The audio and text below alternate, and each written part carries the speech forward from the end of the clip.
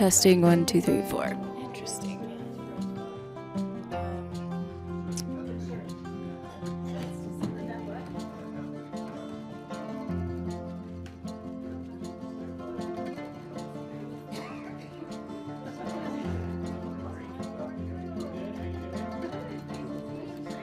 You guys get rid of the other three, is that? That works for me. Oh, good.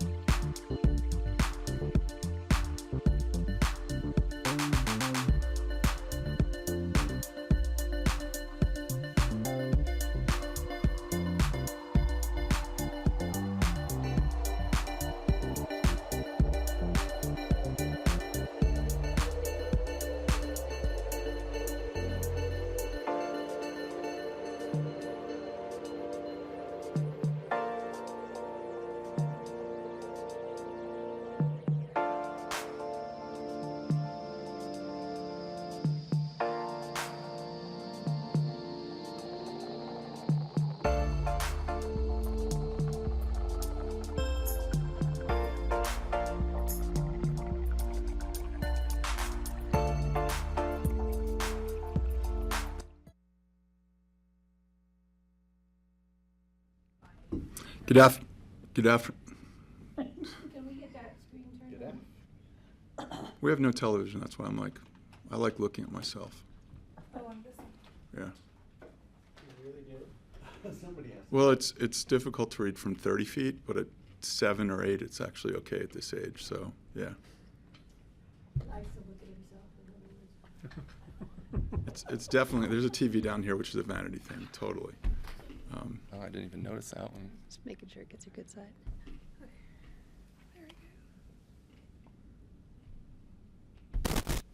You guys good? Yeah. Excellent. Good afternoon. This is the work session of the Board of County Commissioners special meeting agenda. It is 1 p.m. We're reconvening at 1:09 p.m. for discussion on e-bikes in the BLM Crown Mountain area. We're joined by Lisa Dawson, CRVFO Field Manager, Hillary Boyd, Assistant Field Manager, Alan Sapinski, BLM Outdoor Recreation Planner, and Gary Tannenbaum, Open Space and Trails Director. And I'd ask if Michael Kinsley would join us at the board table as well.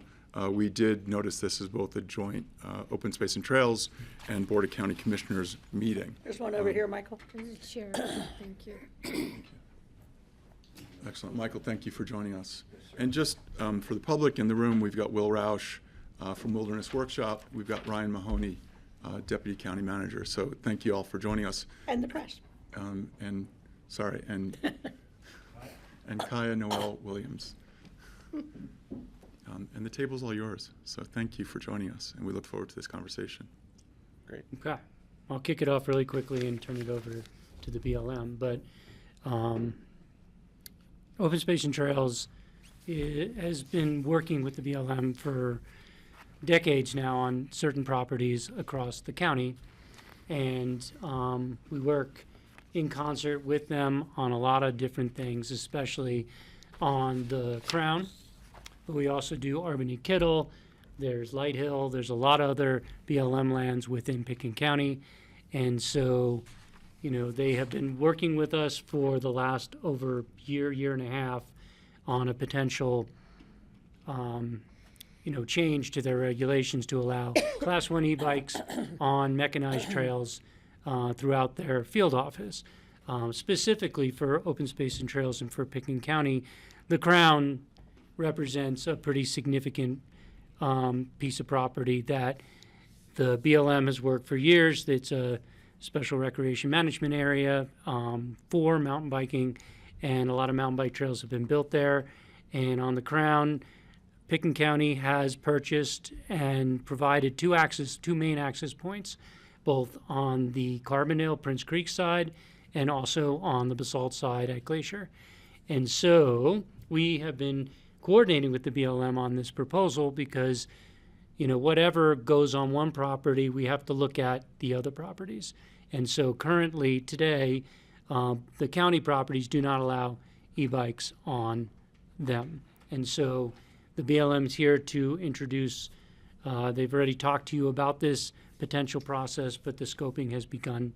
And so, as this moves forward today, what we're here to is have the BLM explain where they're at in their process, and then also for you guys to give direction to staff on any letter you would like to submit during the public scoping period, and I will draft those and bring them back to the Board of County Commissioners. The Open Space and Trails Board was invited. I don't know, Rosa, if there's any of them online. If there's an Amy Barrow, she is there? Yeah, if you could promote her to a panelist. And then, is there a Howie Mallory or Wayne Ives? Yes. Okay, so we do have a quorum of the Open Space and Trails Board. Happy I noticed it. And so if you could promote them to panelists. And the presentation, in the end, the county makes comments through the BoCC, but you can take comments from the Open Space Board to inform your final comments on that. So with that, I'll stop talking and turn it over to whoever wants to start. I think Alan is our spokesperson. Well, thank you, Gary. I appreciate that introduction. I think it was a great introduction and summary to the project we have here at hand. And thanks to the commissioners for reviewing this topic and allowing us to provide you an update today as to where we're at in our EA process. So I have a presentation here, and I'd like to provide some background information just to get us all caught up on the proposed action and again where we're at. So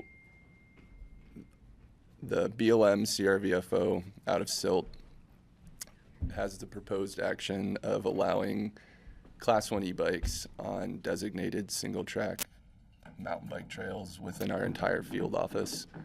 And the public scoping process has started as of February 23rd, and that'll run for 30 days until March 25th. And again, coordination is key with our adjacent land managers. Our field office, I think, is pretty unique in that a lot of our trail systems, not only in Pitkin County, but in Eagle County and Garfield County, involve the management of other entities like towns, counties, and local governments. And some information on e-bikes as far as the BLM sees them. So a Class 1 e-bike defined by the BLM is an electronic bicycle equipped with a motor that provides assistance only when the rider is pedaling, and that ceases to provide assistance when the bicycle reaches 20 miles per hour. And currently, within our field office, all classes of e-bikes are allowed on motorized trails. So that's roads that a highway vehicle can travel on. That's also could be a single track that also allows dirt bikes, just as an example. Within our field office, we also have about 18 miles of designated mountain bike trails where the highest class of use is Class 1 e-bikes, and that's the Grand Hogback Trails north of Rifle. And that decision was signed in 2020, and we've been managing Class 1 e-bikes on an otherwise non-motorized trail system network for, again, about 6 years now. And from that management of that area, we've had no user conflicts or trail maintenance issues that have been brought to our attention there. Some more route information and general information about our field office and what we're currently managing. So our field office spans multiple counties. It's about 570,000 acres of land that we manage. Of that amount of acres, around, call it 30,000 acres, are designated special recreation management areas. And that number is the Crown, Red Hill, and Hardscrabble, where those three SRMAs are focused on trail-based recreation activities like mountain biking, hiking, and horseback riding. And then we have another around 14,000 acres that are designated as extensive recreation management areas. Those areas being a little less focused on trail-based recreation, and the key word there is we manage recreation commensurate with other key uses in those areas. So just a bit of snapshot of, in general, recreation-focused management is not the vast majority of our field office. It's really a small percentage. We have about 16,000 or 1,600 total miles of routes that we manage within our office. And of that 1,600 miles of routes, currently 220 of them are open to mechanized uses, so mountain bike trails. And about 20 of them are currently open to Class 1 e-bikes. And then where it breaks down into Pitkin County is when we're talking the Crown, and Gary also mentioned Arbany Kittle and some other trails that allow biking. But on the Crown, there's about 46 miles of mechanized routes within the Crown SRMA. And I didn't quite hash out the numbers within Pitkin County, but as an estimate, about 60% of the Crown is within Pitkin County. The other parts are within Garfield County and then a tiny portion in Eagle County. And here's a map of the Crown and the proposed action of allowing Class 1 e-bikes on designated mountain bike trails. Our designated mountain bike trails are shown there in the kind of McDonald's colored red and yellow dashes. And on that map, you'll also see in pink county managed property, Pitkin County management property specifically. And then I've highlighted the Hook Spur parking lot. So that's the primary access on the east side of the Crown, and then the bullpen parking area with the primary access being on the west end. And then the county boundaries are also shown on that map as well.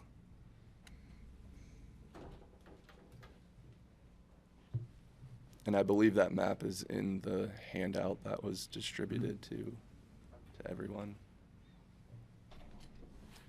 I'd also like to provide an update on the visitor use surveys that were conducted on the Crown throughout May to December 2025. So Pitkin County Open Space, they helped quite a bit in distributing that survey through posting signs at the trailheads. So a user of the Crown could scan that code and take our visitor use survey, or there were contractors that were out there on 8 different days conducting in-person surveys throughout the spring, summer, and fall of 2025. And primarily they were at the Hook Spur parking area and the bullpen parking area, and then they were also spent some time on BLM lands. We call it the Crown parking lot, which is the saddle of Prince Creek and East Sopris.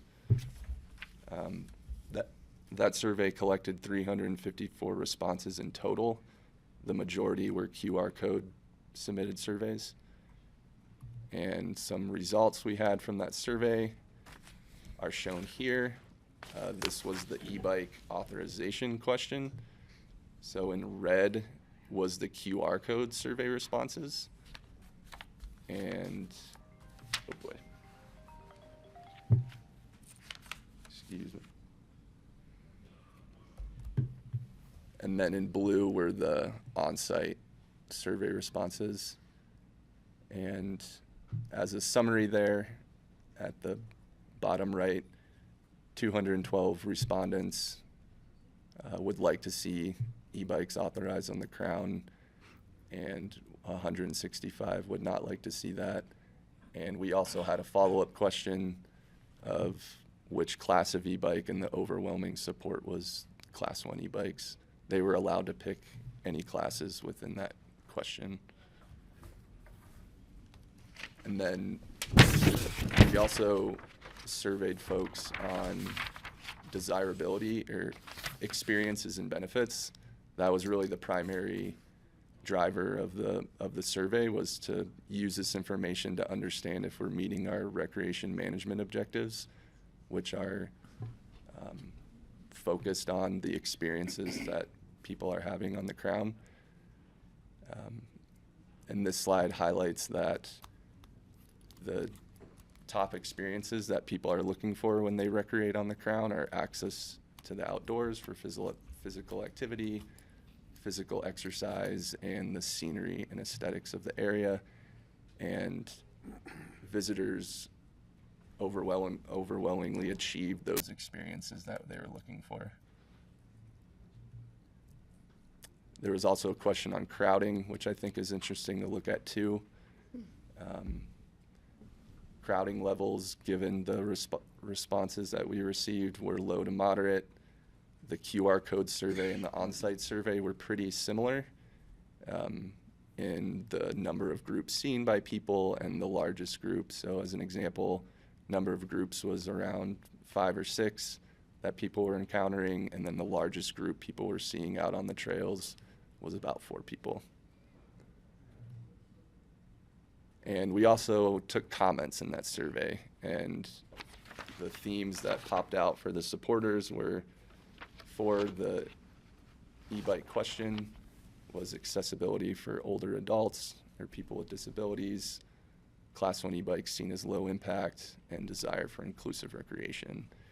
And then those that commented in opposition of allowing e-bikes was concerns with safety, speed, fear of increased crowding, and worries about environmental impact, and then a slippery slope towards motorized use. I provided this slide as an example of our education and messaging plan as it stands now.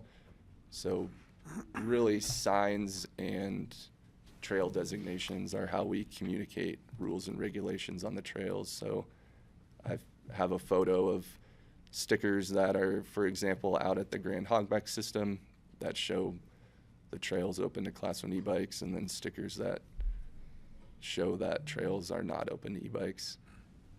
And then further resources we would leverage for communicating information would be social media, our recreation staff that we have on hand, and our law enforcement. We'd also work with Pickens County Rangers. The Roaring Fork Outdoor Volunteers is doing a new trail ambassador program, which the BLM will be a part of, training those volunteers with communicating information at our popular trailheads. And then the RFMBA trail crew is another source of folks who are well educated on rules and regulations that have their eyes on the trails quite a bit. And then the Crown, RFMBA is also working on new kiosk maps for the Crown, which Pickens County Open Space and BLM have provided feedback on those new kiosks for the Crown as well. So where we're at in the EA process is at the top there in scoping and issue identification. So again, it's running for 30 days, and we're collecting public input to identify potential issues, develop alternatives. This EA could very well include several different alternatives that we analyze and can eventually choose from. And we appreciate that public input that we're soliciting right now.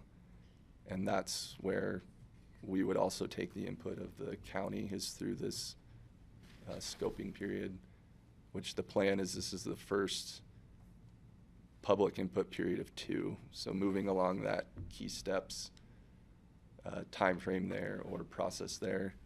The next step will be the draft EA. We'll take the input we've received from scoping and draft an EA. We'll then put that EA out as a draft for public review, and then do further analysis and documentation, and then provide a decision.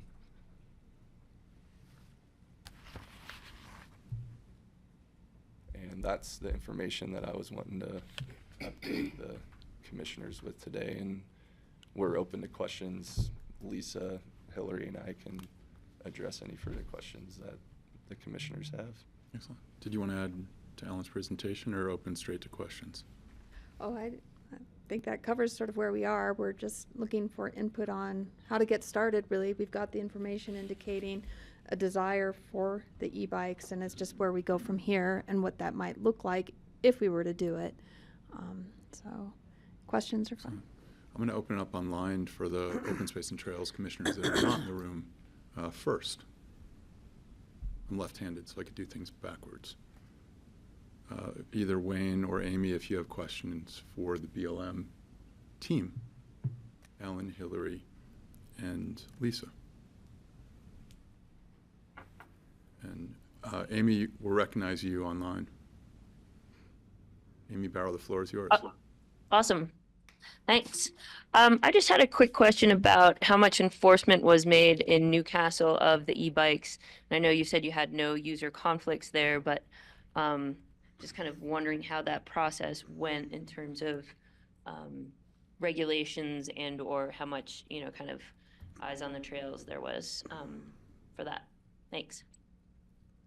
And to clarify, you mentioned Newcastle, but are you speaking of the Grand Hogback trails in Rifle? Yeah. Yeah, Okay. sorry. Thanks. I would say BLM law enforcement and BLM staff presence for strictly enforcement has been low. But on my visits out there, I haven't run into additional classes of e-bikes outside of the Class 1. And we work closely with the Rifle Area Mountain Bike Association, also known as Rambo. And they provided feedback on how they see that use authorization going out there, and they've really reported no issues there. Thank you. Question from Wayne Ives, Open Space and Trails Online.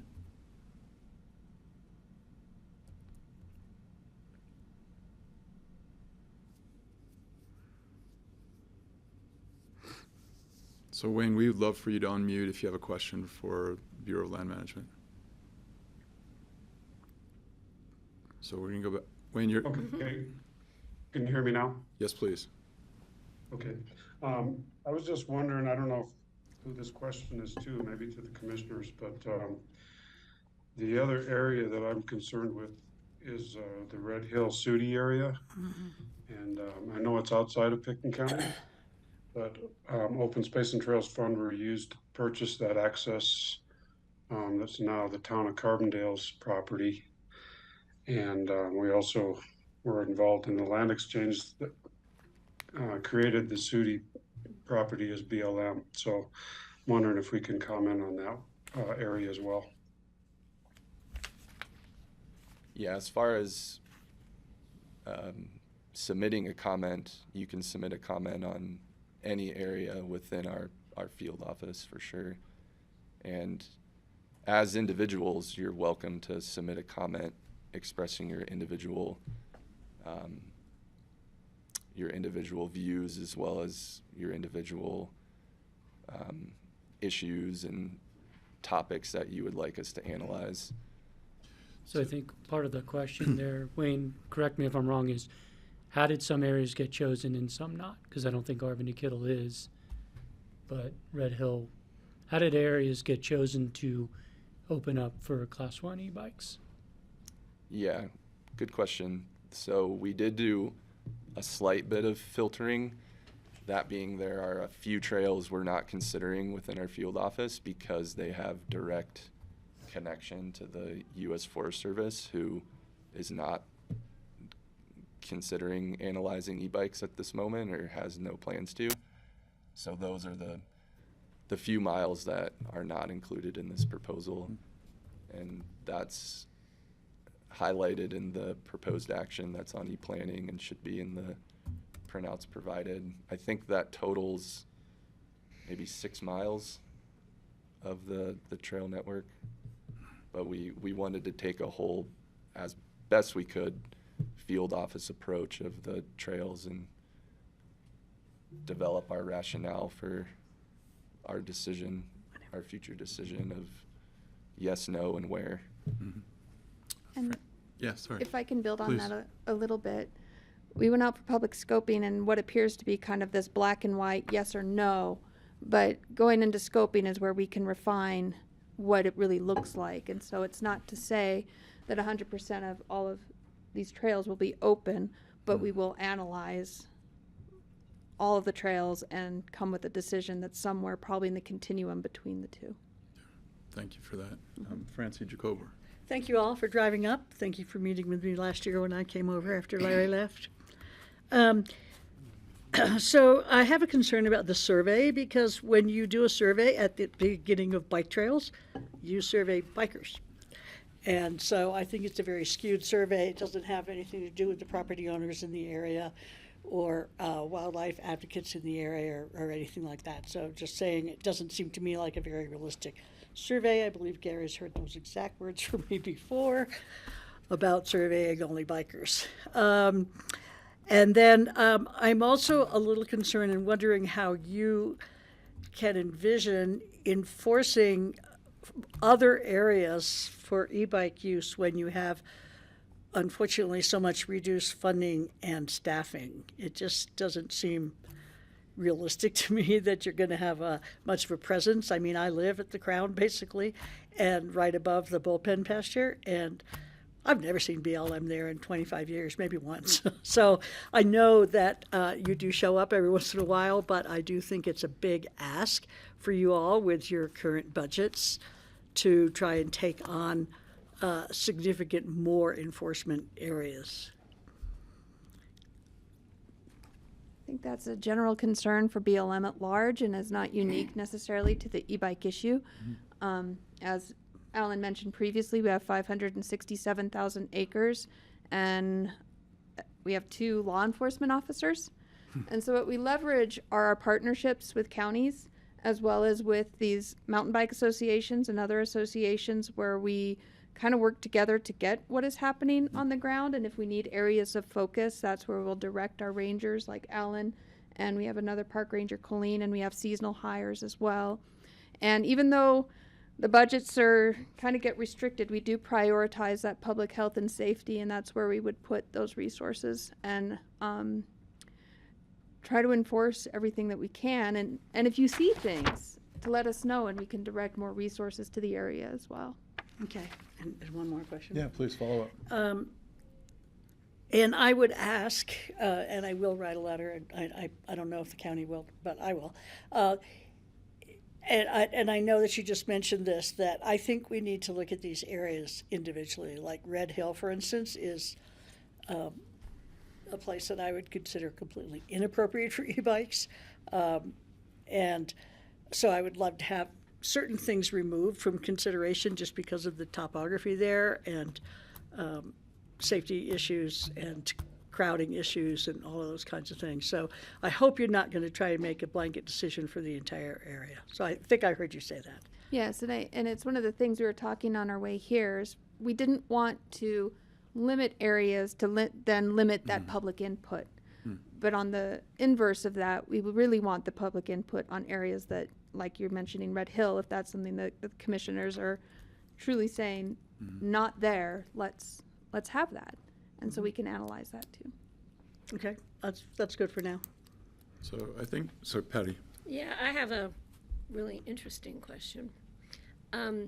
What happens if you designate an area, like say the Crown or Red Hill, and those are my 2 areas, because everything else is Eagle County, but this one's close to our heart, and we've put money into it with Red Hill. But what happens if it's approved, we get the bikes out there, and we have issues? Can you retract? Can you go in and say, not working here? We have enforcement issues, we have safety issues, we have conflict, we have crowding, all those concerns. Is it still then possible to say, maybe that wasn't a good idea? Yes, is the short answer to that. It's just simply going through the same process we're going through now to reverse it. Okay. But hopefully quicker. And I'll add, in the SUDI resource management plan amendment, when we did an environmental assessment, when we acquired SUDI Ranch, there's a stipulation written into that management plan where if a certain number of violations are documented in regards to mountain bikes either entering when they're not allowed to based on their season or traveling on routes that they're not allowed to, then we can reverse our decision of allowing mountain bikes at SUDI Ranch. Okay. So Thank we you. have an example of how we've managed the potential for revisiting a topic in previous documents. Because I think we'll probably talk with open space, be my gut feeling about which areas we think are appropriate, for example, the Crown. Write a letter and support, but at the same time, add in, even though it's not within our jurisdiction, the Red Hill concerns. I think Francie's right about the topography. It's highly utilized. Is it going to be appropriate, or is it going to just create problems that you don't need to spend time enforcing and we don't need to spend time having to address? So I think that would probably be 2 separate letters from Open Space and Trails and the BoCC, or one joint letter, but I think we have time to discuss that. Not much. So You got we till can March 23rd. You gotta write the letter for public scoping by March 23rd. We got 2 weeks, Okay. so plenty of time. Plenty of time. So I'm going to keep of us course. moving. Ted and then Francie, please. Yeah, I share the sentiments of Francie and Patty on, I think this really warrants site-specific review, scoping. I just want to add my name to that list. I don't think it's appropriate, one size fits all. And there's a lot of reasons for that.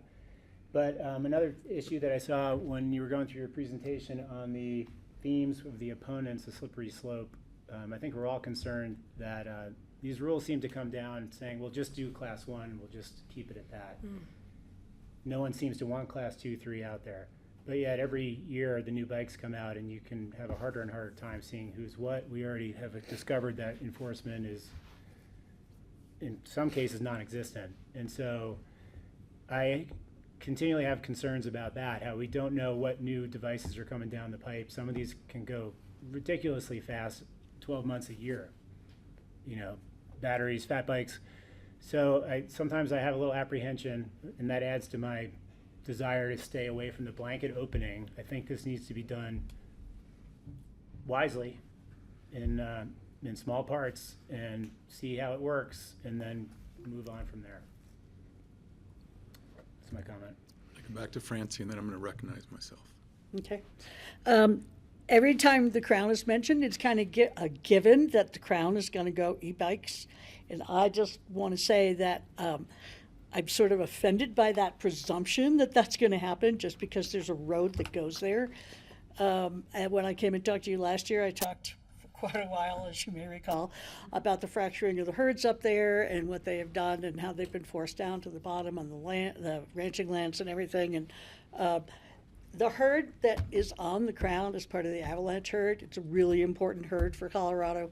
And CPW does not recommend access to that lands on April 15th, and yet you do. So I'm very concerned about the Crown. I don't think that motorized vehicles up there are going to help those herds at all. And also, when that area was developed, it was developed with extensive stakeholder input and designed really carefully. And I think that input from then is really, really important and should be taken into consideration. And even on the Crown, for instance, all of the trails are not the same. So there are trails on the Crown, for instance, that maybe wouldn't be damaged by e-bikes or maybe wouldn't upset herd migration, but then there are others that wouldn't be good. So I think, I have a lot of opinions about e-bikes on our trails, but I'm not going to go into that now. I will write about it. But I think that even in one area, a blanket permission is still a marginal approach to this. And but I just want to say I don't think we should make presumptions about the Crown. So I want to say thank you. I know it took 40 minutes to say thank you, but thanks for collaborating with us. Thanks for working with Open Space and Trails, and thanks for thinking of the board. We love our backyards, which is why we're so passionate about the Crown or Light Hill Road. And I think we're touching on basically, the 4 C's, I guess I've described it: collaboration, constituency, compliance, and we haven't touched on consistency. And so since we have Open Space and BLM together, can we do a better job at wildlife closures, at seasonal closures? Is that someplace else we could be coordinating, in April 15th versus May 1? And again, sort of given the drier winter we just had, is it a really good time to look at how do we coordinate across properties? And so from a public standpoint, they don't have to worry about, am I on the Crown, or am I in Glacier, or am I on U.S. Forest Service? But we all sort of have an understanding of the wildlife in the valley, and we can move forward in a more proactive way for the cycling community. So I'm sorry if everything sounds like a concern, but we really do appreciate your cooperation and your working with us, just a collaboration. So thank you. Wildlife closure was really where I was going. I think BLM generally opens up April 15th on a lot of properties. Again, thank you. It's the best thing about tax day is seeing the gates come down and the roads reopen.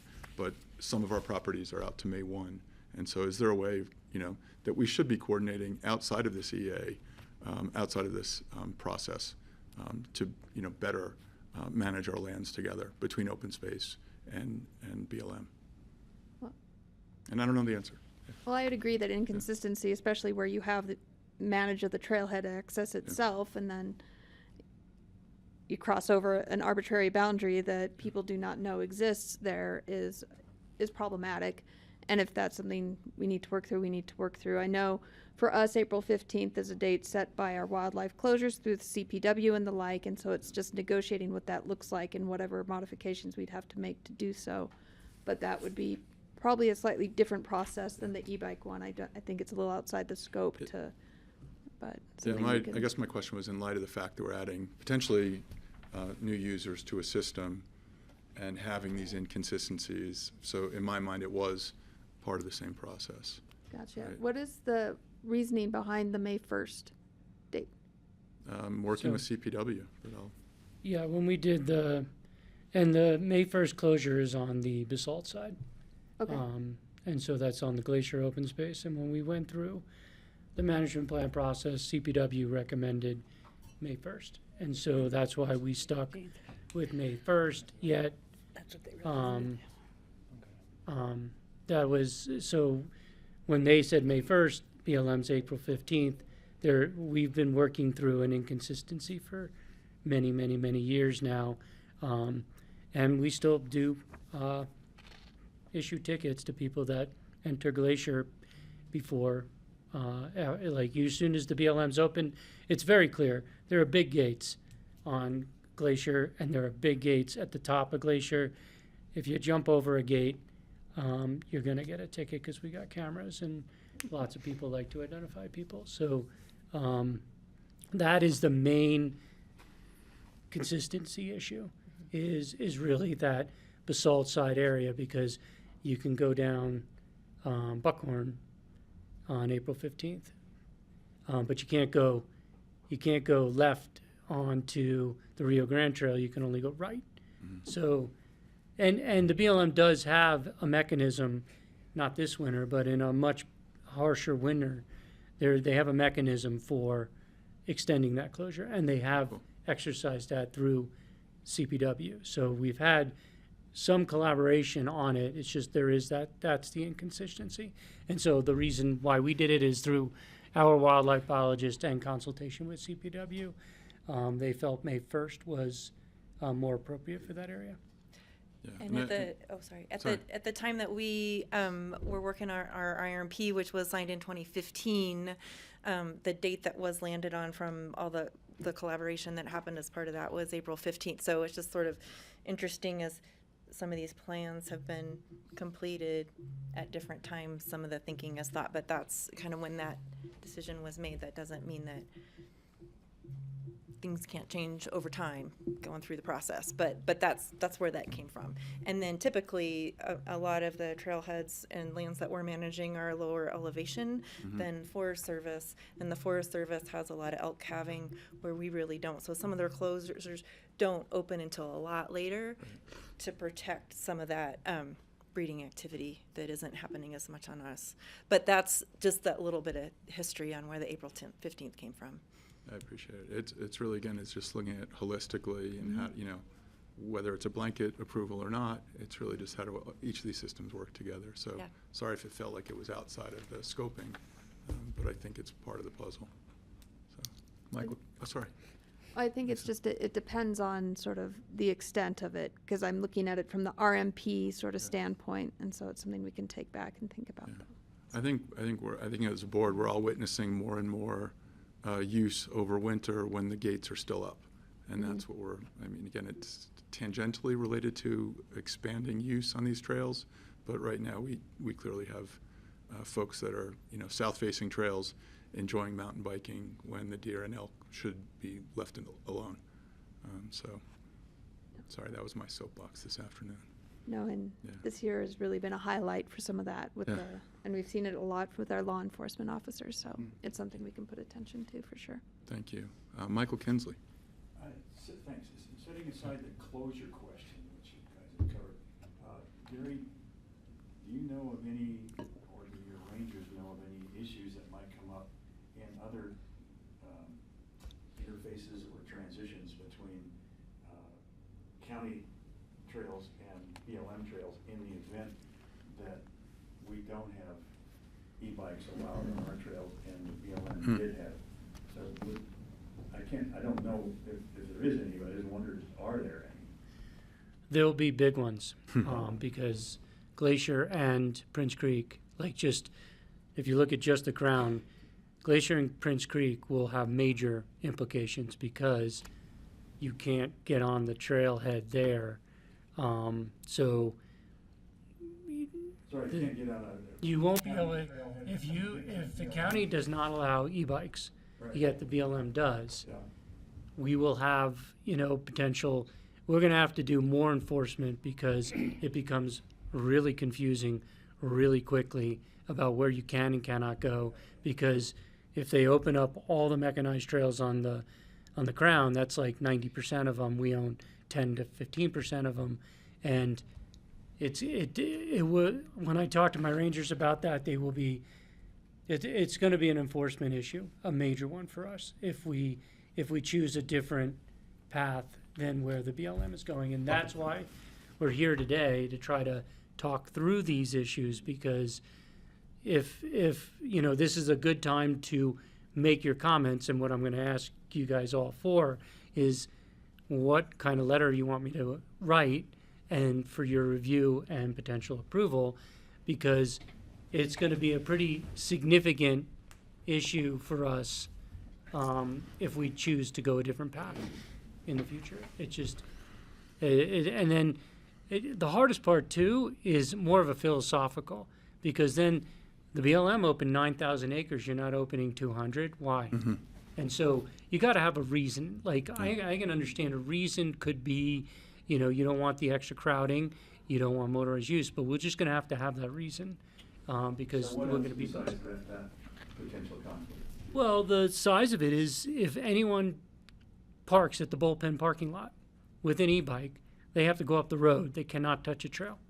And so we're sending all those people up a road, which is the reason why we did the bullpen parking in the first place, is to get the people off of that road. And so then you're creating a safety issue, and and that's one of the big reasons why we did the bullpen originally, was to get that off there. So, and then on the Glacier side, you could go in the parking area, you can go on the Rio Grande Trail, but you will have to just go up Buckhorn. And you're sending people all the way up Buckhorn, which is easier because they have an alternative where and they don't have to go on a road. They can still go on the Rio Grande Trail. But on the Prince Creek side, it becomes much more difficult. So that's 3 conflicts anymore. Those are the 3 main ones that we have to really think about.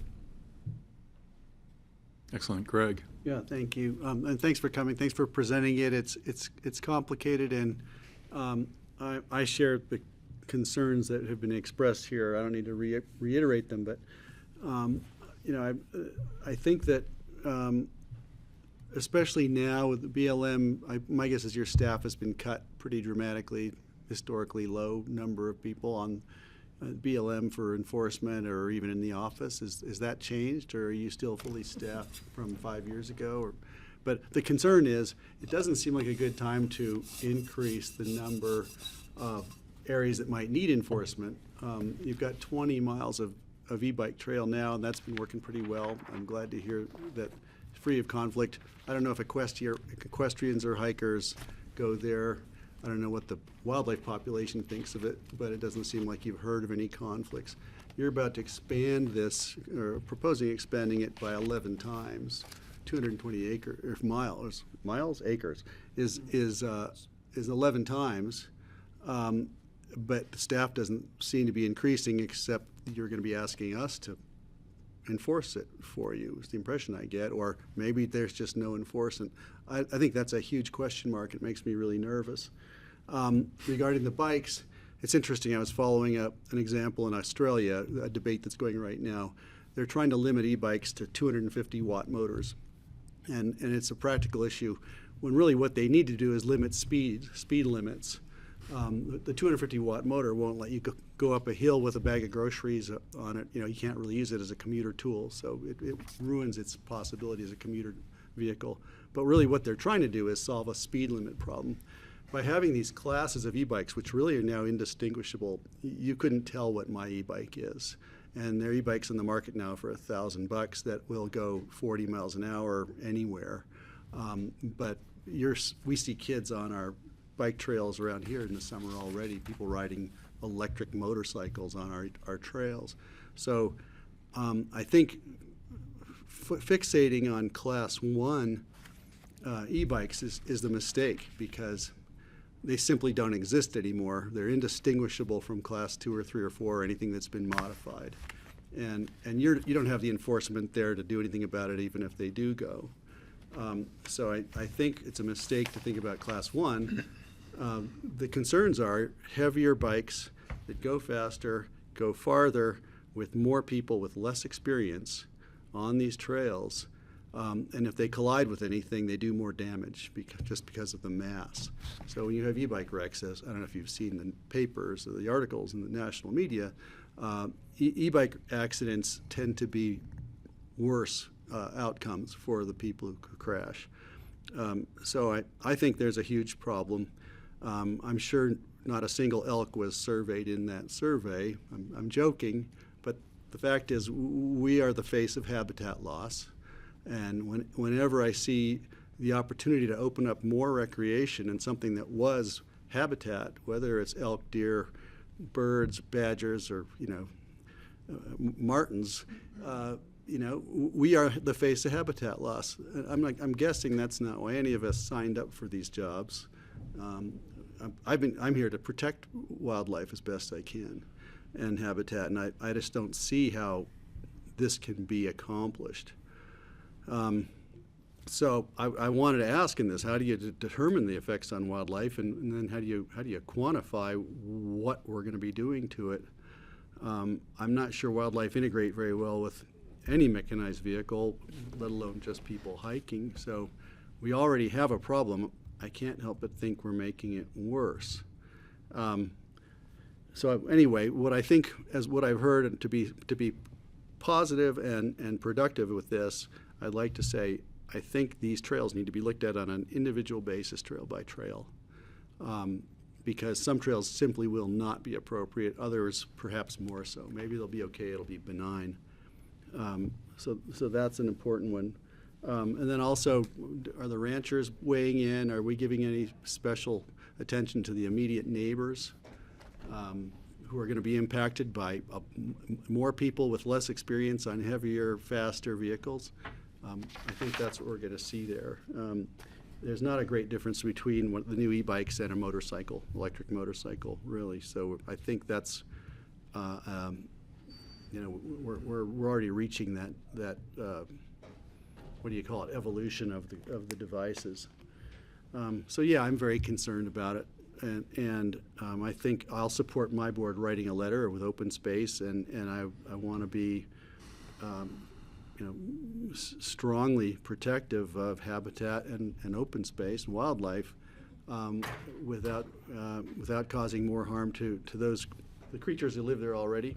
And I want to I think I want to make sure that we're being safe here, and so I'm really nervous about this. I'll share that with you. That's enough for now. Thanks. You're here, Greg. Well said. So I'm going to. Could I just answer one thing for that? Please. The one thing is, in this, there are no new trails being gonna say proposed. that. Yeah, I just want to correct. make sure that everyone knows that. No new trails There are are no new proposed. trails. This is just all existing. Just saying that. Could I ask So- one more thing? Sorry, there was One, and then I'm just going to say for the folks that are coming into the room with the finance team, it took 8 minutes to understand how to put PowerPoint up on a big screen. So we're a couple minutes late. We apologize. BLM came in from Silt, so we're going to stay with Silt, and we might be a couple minutes over. So Greg, and then Yeah, and then Michael. The last one was just when we did these exchanges, we do conservation easements. I think they were done with a certain expectation of conservation in mind. And I'm wondering, is there any, is introducing e-bikes on these lands violating any of the any of the concerns or the expectations in some of the covenants that have been put on in these land exchanges?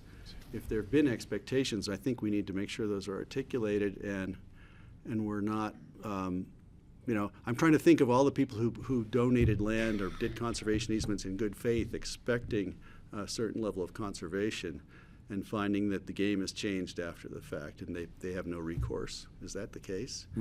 Michael, and then, sorry, Lisa, did you want to respond?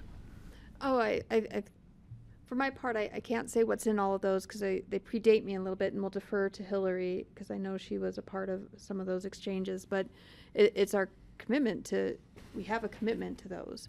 And I think that's part of this analysis is we are sort of at the very tip of starting analysis if we go any route to do that and really take a look at what that means.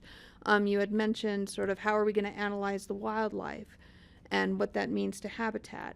As we go through the NEPA process, we have an interdisciplinary team where we have wildlife biologists, hydrologists, ecologists that take a look at those resources and what this impact might be on those resources. And so although we don't have an answer to that question, say, today, the goal of the environmental assessment is to make a decision that's informed by those people in our team that make those analysis of those resources. There's nothing from the county side on the Crown with Glacier and Prince Creek and all that. There's nothing in any of those that would prohibit this. Now, the Sudi and the other land exchange pieces are different. That could be a totally different deal. I do not know. But I know I would flag that to you immediately if there was anything in Glacier or in the Prince Creek purchases, but those were purchases outright. But we have an interest in Sudi Red Hill, sorry. Right, so yes, the So we'll Sudi be- piece you can. We'll be kept aware of that. Well, they will have to analyze all of that and make a determination. Right, okay, Correct. thank you. So I want to go back to Hillary and then Lisa. Sorry. Well, and that's where that really appreciate the feedback from several of you about looking at this trail system by trail system, and that's something that we were kind of hoping would be coming out of the scoping process.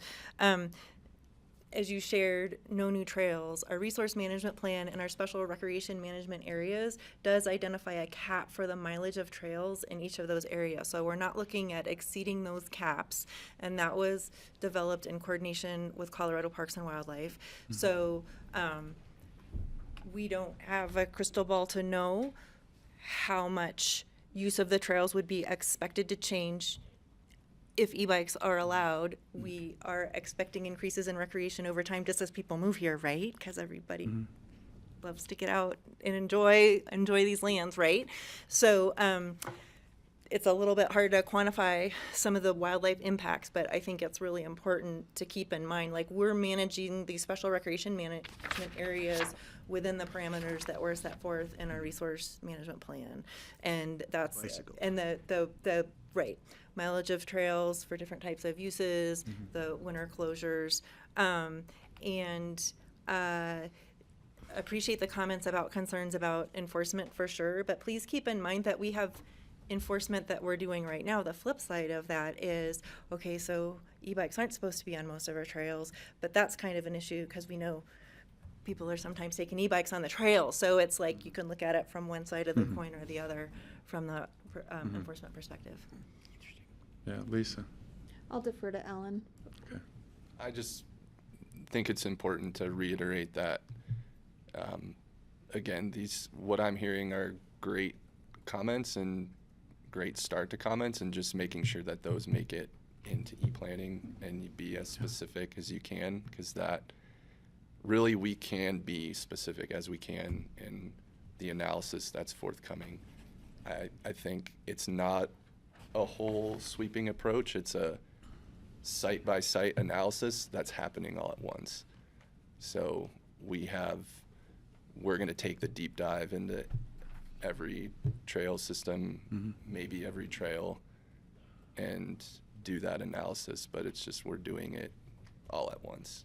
But again, the substantive comments are important, so make sure those are written of everything you've said. Thank you. Final comments from Michael and then Ted, and then I want to go back to BLM again for closing comments from you guys.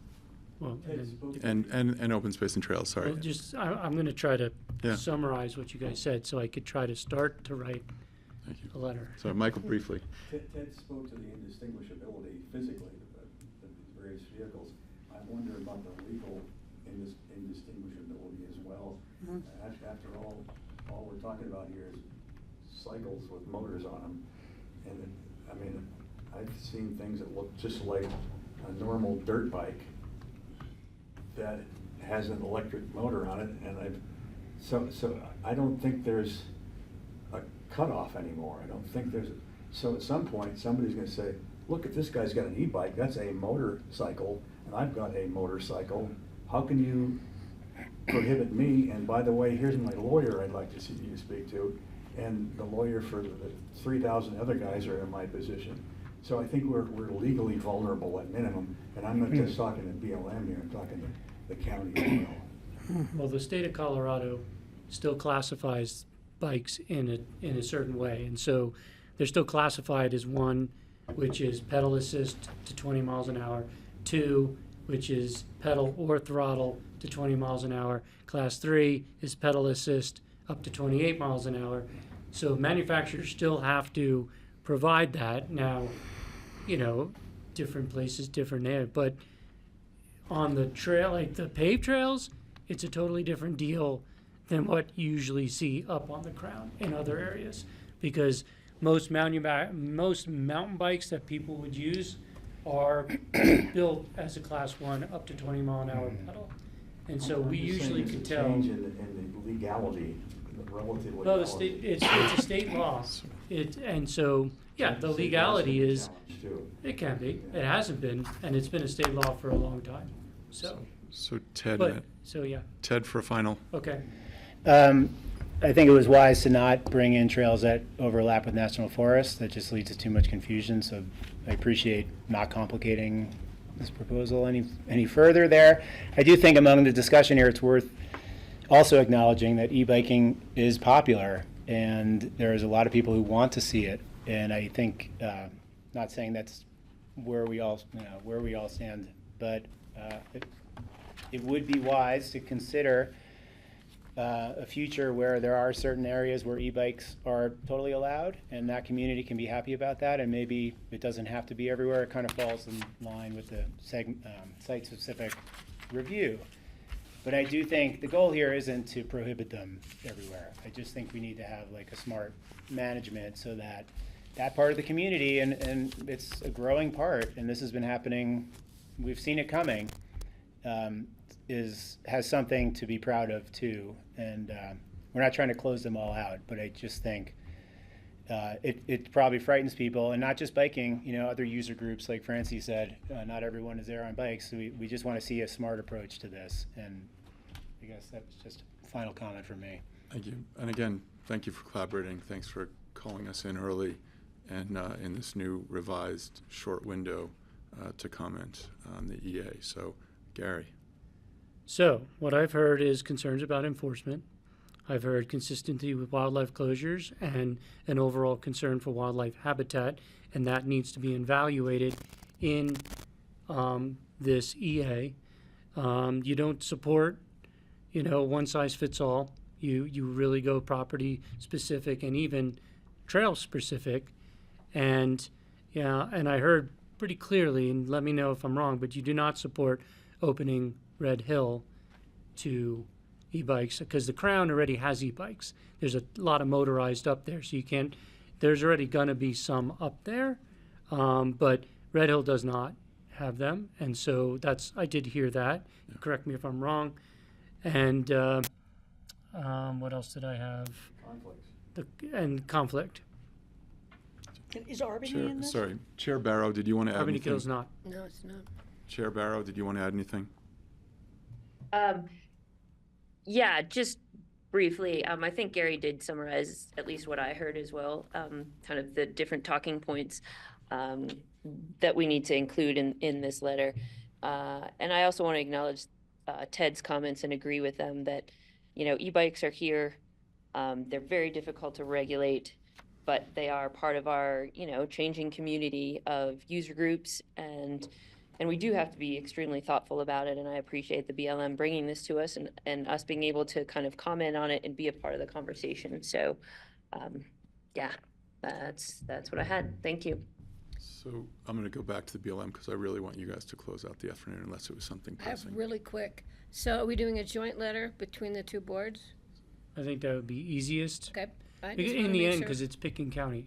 I just so, want to yeah. make sure you have direction. Thank you. And that we have a work session next Tuesday and the 24th before the 25th deadline, just to let you know, Gary. Okay. Well, I'm going to try to turn it around So- pretty quickly.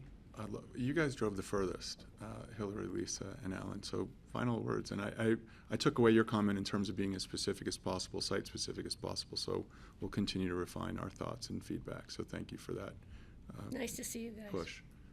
Final comments, and thank you. Sorry about PowerPoint. Well, first, I'd just like to thank you for having us here today.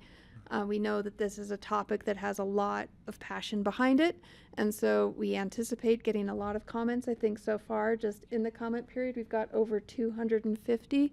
So we know that this is an issue that, from all sides of the groups, be it the e-bike users to those who advocate for more wildlife habitat, and all of the comments will make this a better analysis in any way that we move forward.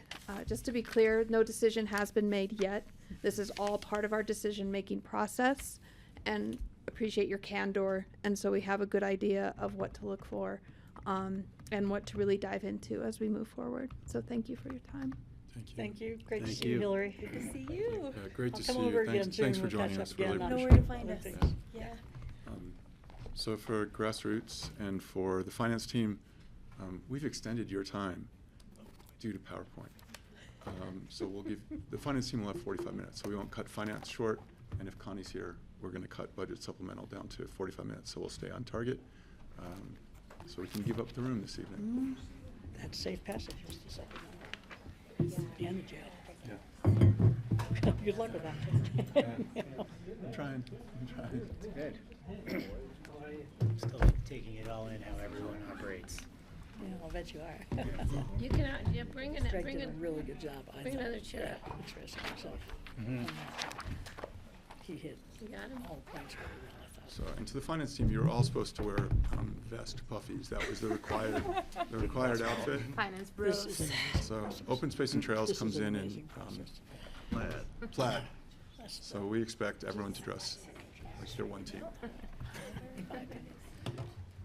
The whole finance thing, like, you know.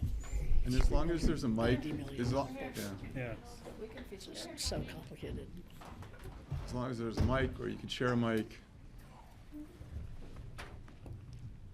Nice job communicating, Greg. You did it. Can you hear me? Really nice job with your Well, thank you. presentation and your opinions.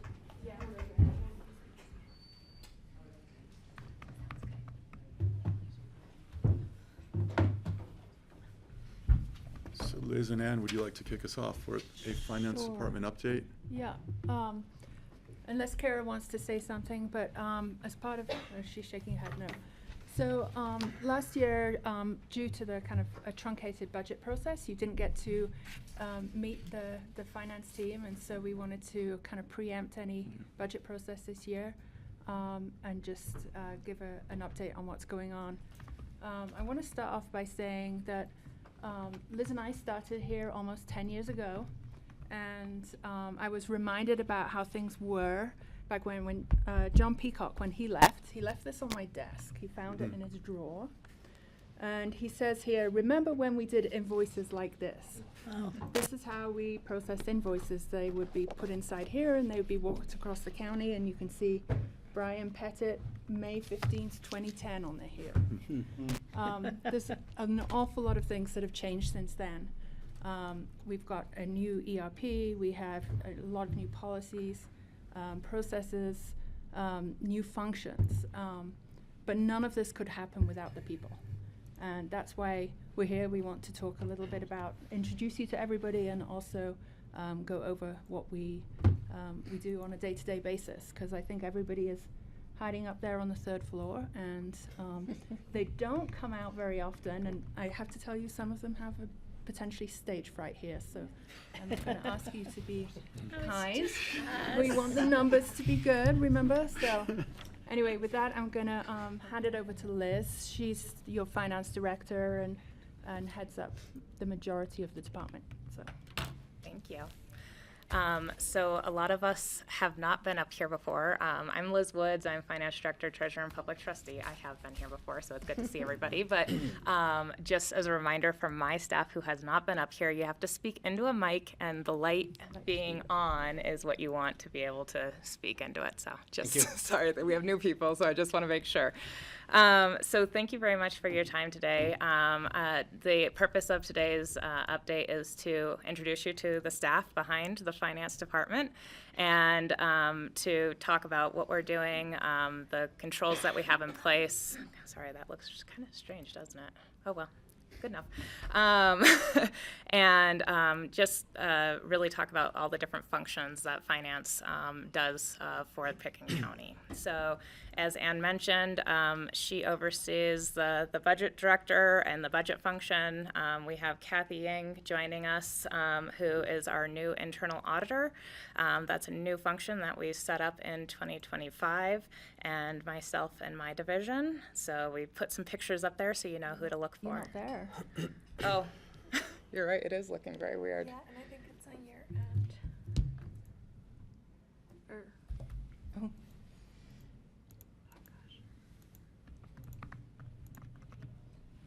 The PowerPoint issues continue. Yep. Okay. Really I doesn't- actually thought My we'll be fine. favorite Finance thing. does PowerPoint all the time, so of course not.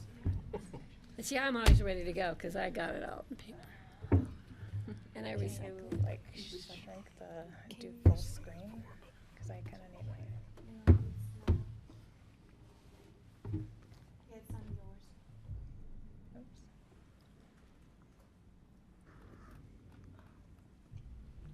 Is it because the picture at the top, the little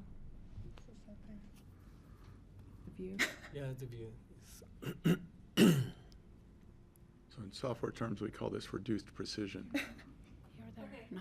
There you go. Who was that? Was that your? I don't know. I think that was you. All right. Well, you know, you know me, but it would hurt to not be able to see the rest of the slides. So it's glad we were able to get that figured out. So this, oh, it's still not showing everything, but we're getting closer. So this is my division of finance. We have pictures for everybody up there so you can see who is where within our different functions. The first team is the procurement team on the left-hand side there. We then have the accounts payable. There we go. Thank you. Accounts payable team, we were not able to get a picture for Evelyn since she's out on FMLA, but we will bring her back at some future date maybe. She'll really appreciate that. And then we have Gabriel and his team, which is grants and project management. Julie and her team oversee payroll, accounts receivable, and capital assets. And Naju and her team are the treasurer and public trustee functions. And this just kind of talks to the different divisions within finance. All right, so we're going to start with accounting and financial operations, and this is the team that oversees those different areas.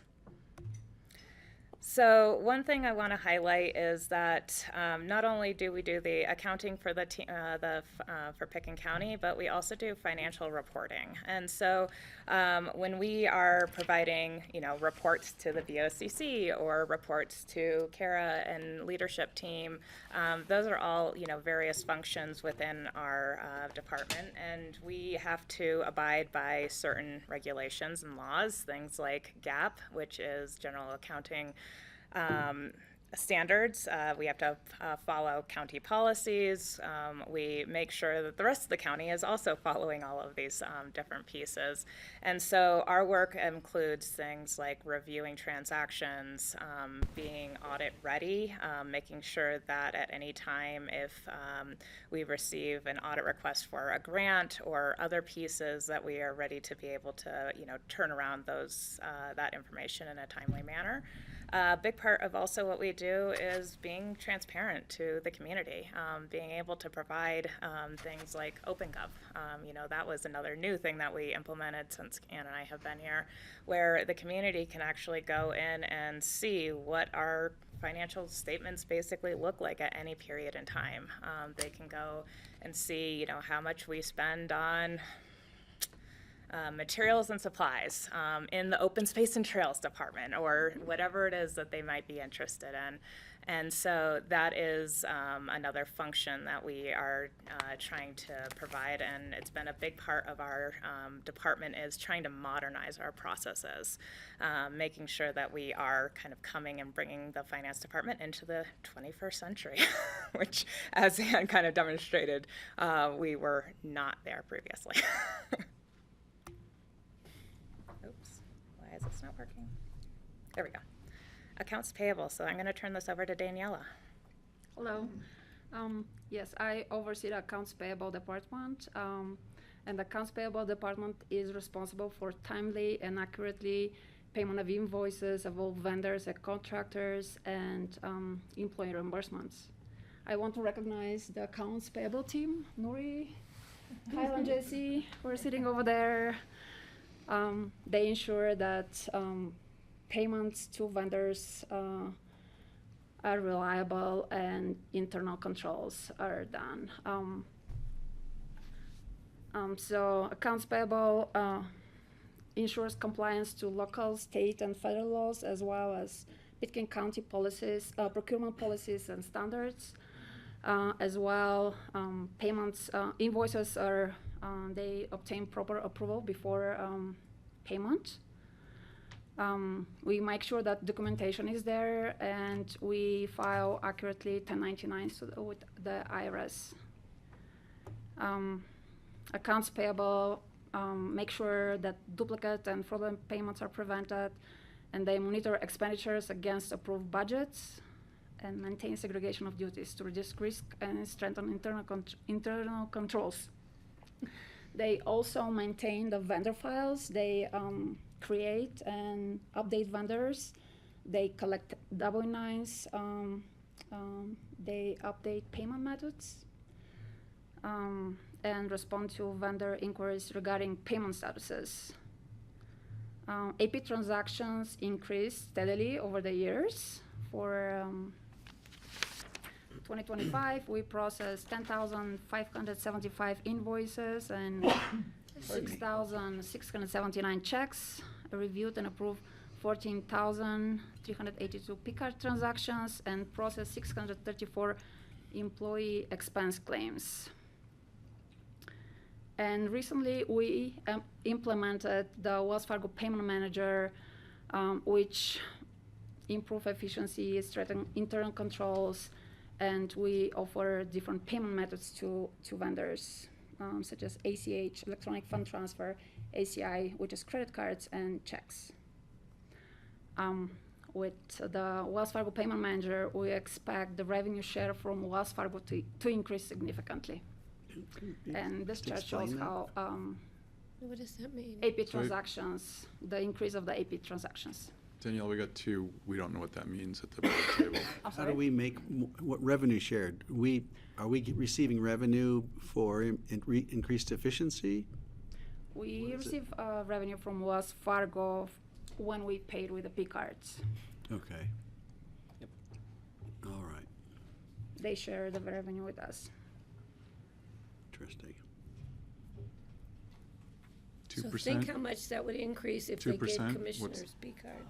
Or I was just it saying we should depends put the entire on the Apple type of project So we're gonna have vendors. one, wait, so we're gonna have one conversation, sorry. Sorry. So it depends on the type of vendor. Yeah. For some vendors, we receive a bigger percentage. For some vendors, it's a smaller percentage. Thank you. Patty? So what you're saying is you'd like to go back to the red folders and all your invoices? No. That was a find. All right, thank you, Daniela. And on to accounts receivable, still you. Yes. So accounts receivable, I mainly, myself and Evelyn, who is on maternity leave, are involved with the airport invoicing and billing, and interdepartmental billing and intergovernmental receivables. Mara and Julie are responsible for, they're involved with that. But accounts receivable function is responsible for billing, collecting, recording, and monitoring money owed to Pitkin County, ensuring accuracy, accountability, and timely cash flow. We issue invoices for services, permits, and contractual agreements. We make sure that revenue is recorded in the proper accounting period and in the correct GL account. And we bill other government agencies and external customers. We make sure the revenue is collected. We process payments and ensure they're applied to the correct customer and invoices, issue receipt, and maintain accurate payment records. Deposit the funds in appropriate accounts. We also monitor outstanding balances. We send past due notices if accounts are not paid. Follow up to ensure timely collection of outstanding amounts and track unpaid invoices and receivable balances. We also reconcile accounts receivable balances to the general ledger, prepare aging reports, and prepare year-end financial reporting and audit requirements for the audit requirements. We ensure that the proper approval is there for any invoice adjustments. We also maintain segregation of duties to reduce risk and provide documentation to support internal and external audits, follow state and statutes and county policies governing collections. And from this slide, you can see billed and collected amounts, respectively, has increased over the years. 2025 numbers are not final, they're preliminary because we haven't closed the year yet. Any questions on accounts receivable before we move on to another function? Thank you, Daniela. Payroll. So Julie is out this week, so I'm going to cover her section. So for payroll, we support the basically the workforce for Pitkin County through payroll. We work very closely with human resources and process the bi-weekly payroll or any miscellaneous payrolls that are needed for the organization. We do things like every change in employment, things like promotions, separations, new employees, anything that basically affects an employee first goes through HR and then filters through to payroll and gets processed. In 2025, we had 798 employee actions, which is up from 528 the year before that. So that means that every employee action, things like those new hires, terminations, promotions, et cetera, come through the payroll department. Payroll is processed for about 430 employees each week as well.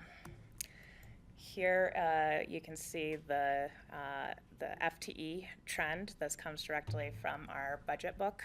So this is budgeted FTEs. And this can show the steady growth in FTEs. And every time that an employee is added to the organization, that adds complication and work to the payroll department, because you have things like you have one more employee that you're doing actions for, you have one more employee that you're doing a paycheck for, you have one more employee that you're doing all of these different pieces for. So just wanted to show that, you know, this increase creates growth. The growth in workforce can. Wow, I'm having troubles with my words. Sorry, I guess I'm the one with stage fright. This creates complexity and just additional work in the payroll function. Any questions on this section? Yeah, I do. So you said we process something for like 320 employees, but then we have like 412. So how does that align? We process 430 paychecks Oh, approximately. 430. Yeah. Thank you. So we have, like on-call employees, part-time employees, other things that aren't included in this FTE total. And you also have things like people who, positions that aren't filled. And so there's always kind of I like see. this up and down that's happening. But Okay. yeah. Oh, great, thanks. Yeah. Any other questions? All right, I'm going to hand it over to Gabriel for grants. That's me. Gabriel Galicia, obviously with finance. The person that kind of oversees all the grants. And also Michaela O'Callaghan is part of the team. She's not here today, but she's very helpful with all these grants. So before anything, thank you so much for having us here. I've been here almost for 12 years. And it's the first time I'm sitting here. I He's wasn't not back. nervous it's- at all. I'm sorry? You're not nervous at all. No, I am, but that's, nah, I'm just, I know you, and I know almost everybody. Ted, nice to meet you. And Jeffrey, we have talked a little bit in other occasions. But anyway, talking about grants, we can talk about grants probably for several hours. And as you know, they're very complicated, some of them. And but I'm just gonna kind of give you just a very general idea on what we do with the grants. Before anything, I want you guys to have a good understanding that with the grants, they are all different. This is not similar. This is not copies. So every single time that we had to deal with a grant, we had to kind of dissect that each grant. So it's not like a recipe or a guide that we're gonna treat all these grants the same way. So that requires a lot of time and effort in our side because we have to be sure that, ensure that all the requirements and compliance for each grant, we are taking care of it because they're all different. So just keep that in mind. So, so what we do, so we do a lot of fun stuff with the grants. So obviously we provide finance oversight for all the county grants. We monitor all the revenues and expenditures, obviously, because we want to be able to do reconciliation so we can identify any differences. And if there are any differences, we need to talk to the departments and correct those differences. Obviously, we have to comply with federal guidelines, state guidelines, and local guidelines, our policies. And that's kind of the hard part sometimes because some of the grants, they have a portion that is federal, some portions that is state, and sometimes we have donations. So this kind of trying to meet all those requirements in one grant, so it kind of gets a little bit complex. We also have to ensure that we have the proper records for anyone that is looking for information of the grants is available just in Laserfish or in some of our folders. And we have a grant master list that is available for anybody. I don't know if you guys had a chance to look at it, but it's in the PCIN, and you can just go there and click that link.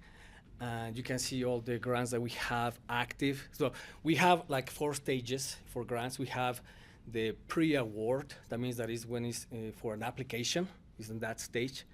We have the award. That means that we receive an intent of award, but it's not an agreement signed yet. And then we have the post-award. That means that we already signed the agreement and we are active and it's live. And then we have the closeout. So when you look at that master list, that's how we kind of break it down, just so you guys know. But it's available, and if you have any questions, just please contact me and I can help you with that. Let's see, what else I'm missing here. Obviously, grants, we have a lot of requirements, and we have to be able to meet those reporting. So some grants we have to report every month, sometimes we have to report every quarter, sometimes every year. So like for the ARPA, we still reporting annual reports for ARPA. We started those in 2022, 2021? 21, I think. Yeah, this is the last year. For COVID. So for COVID, yeah. We're still working on COVID. So we have to keep track of all those reportings and try to have a good communication with each department so we don't miss any requirements. Why is all this important? Well, the thing is that we need to be sure that we're complying with everything so we don't have any audit findings and we don't have any financial statements or any errors. And obviously we have to ensure that be a good stewards for the public, for the taxes that we receive, and obviously that support the transparency for finance and the county. You have any questions? Obviously, this is a very general, but if one day you want to have more details, just please contact me. Is there reporting that shows a grant that's been, an award that's been, a grant that's been awarded, but we haven't received? Is there a sort of a database? The master list. Yeah, I it's have, in- like, right now, we have the one for the airport. We Right. received the grant Raise or agreement, build, yeah. but it's not signed yet, so I have it in that stage of awarded. So it's like $9 million, but it's not active yet, let's put it that way. So we haven't discussed it at the board table, that one, the ASC NMG 308, that one? Yeah, right. We haven't signed that one yet, sorry. It's not on my signed yet, desk. so, but you will see it. It's coming. It'll be frozen by the time we figure out what that means, so. Yeah. Okay. So, so now we are in this. As you can see in the spreadsheet, as you're aware, in the last years, we have an increment of the grant amounts. Obviously, we have more projects and they're getting bigger, last kind of like the airport, the one for the electrification. And this year, you will see a very big increment in 2026 because we have the $9 million, and then another one is coming for close to 15 million, and it's gonna just keep growing. So, How many grants are in there? Because we have so many little ones as well. And Yeah. I think more little ones are I probably harder than one big one. well, I don't have like a list for the number of grants because I have it break it down by stage. Yeah. So, but I can get that to you and to everybody. So, Patty? Define sub-recipients. so recipients is like, for example, we have a grant for the ARPA for the child stipend. Do you remember that one? Yeah, oh, yeah. So we received the money from the federal government, but then we did a contract with the Aspen Foundation to provide services, and they make a decision. So they're the who- sub-recipient Yeah. of the money we were granted. That is correct. We then granted it, quote-unquote, to them. That is correct. So we give the money to them, and then they pass the money to the beneficiary, to the final beneficiary. So we have some requirements that we have to meet to track the money for the subrecipients. And Make sure they're doing the job right, That is because we'll correct. get blamed if they Yep, do it mhm. wrong. Yep. Okay, yeah, it gets very complex, but yeah. thank you. Yeah, It's good to see you. Good to see you too. Any other questions on grants? Thank you. We want more. I'm working on it. The next piece is cash reconciliation and treasury accounting. So again, this is one of Julie's areas, and I'm just going to give a really high-level oversight. But every transaction that the county does flows through the, well, I shouldn't say every transaction, but a lot of transactions that the county does flow through the bank account. And so at the end of each month, we have to reconcile the bank account, and that process involves reconciling all the receipts, all of the payments that are made to vendors, any other pieces, things like solid waste center receipts, airport receipts, the ComDev permits, everything goes through that. And so that is one of the key controls for the county, and it's one of those areas that we have been very focused on over the last few years, getting that up to speed and making sure that we're doing those in a timely manner.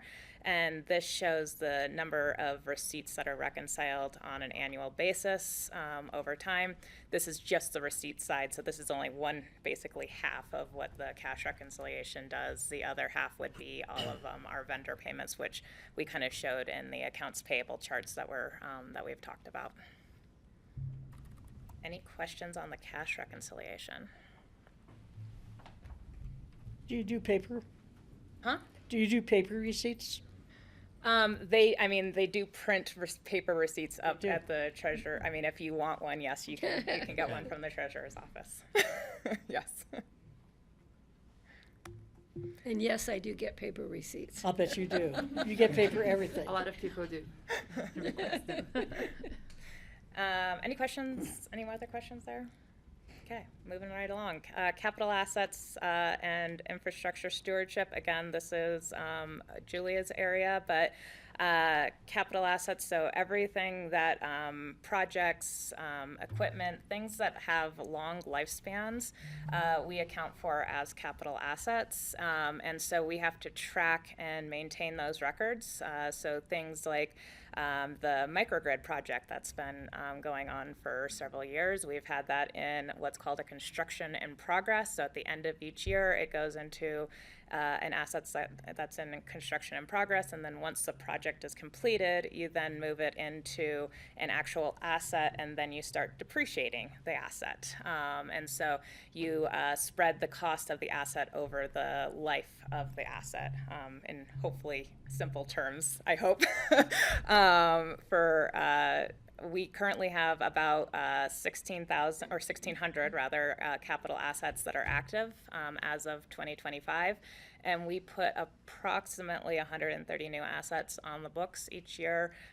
That is getting more complex as we have these larger scale projects. So things like the microgrid, the electrification project, the upcoming jail projects, the airport, the solid waste center projects, all of those create additional assets and reporting requirements. Any questions on capital assets? Yeah. External audit and financial reporting. I'm going to turn this over to Daniela. Yes. So we prepare a lot of work papers and reconcile accounts for the year-end audit, work closely with the external auditors to verify financial data and internal controls during our yearly interim audit and end-of-year financial audit, resulting in the final document ACAFRO. And everyone from the finance team participates in preparing those paperworks, reviewing or approving. And the purpose of the ACAFRO is to provide a transparent, detailed overview of the county's financial position. And it also provides a 10-year trend analysis of financial, economic, and demographic data for the county. The components of the ACAFRO are transmitted letter to the BoCC, independent auditor's report, management discussion and analysis, basic financial statements, statistical section, and statutory reports. And that's something you get to see usually sometime in the summer. We present in front of you. Actually, the auditors present. And the audit firm takes a balance sheet approach when auditing the accounts of the county. All balance sheets accounts are reconciled and reviewed for accuracy for year end. All transactions are reviewed to ensure they're recorded in the proper year. And a fun fact, Pitkin County received the GFOA Certificate of Achievement for Excellence in Financial Reporting for 42 consecutive years. The ACAFRO for 2024 is currently reviewed. It does take about 9 months for them to review it, so that's why we still haven't quite received. It can actually take up to a year, but we have not quite received. I'm hoping that we will receive our notice in the next month or so. Fingers crossed. Gabriel. That's me again. It's a fun stuff. So I also, we kind of oversee the major projects for the county. Obviously, we don't have the capacity to look every single one of them, but we look at the airport, the electrification. We were looking at the microgrid.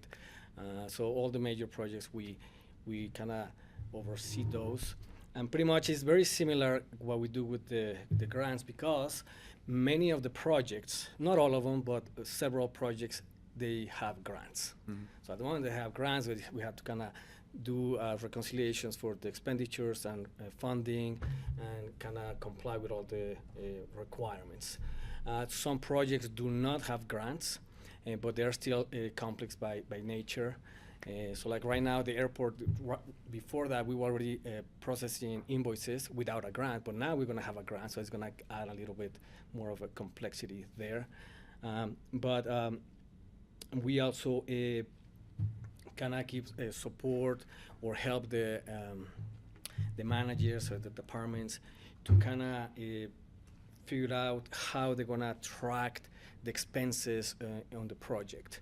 So usually we try to, many times Connie invite me to their meetings when they're meeting to decide how they're going to do a project, and I try to support them in how they can track those expenses or the funding. Why is this important? It's the same thing, you know, it is important because we have to be a good stewards for the public. It protects the county for any audit findings and any errors in the financial statements. And obviously, it helps with the transparency. You have any questions about projects? I'm sure you do.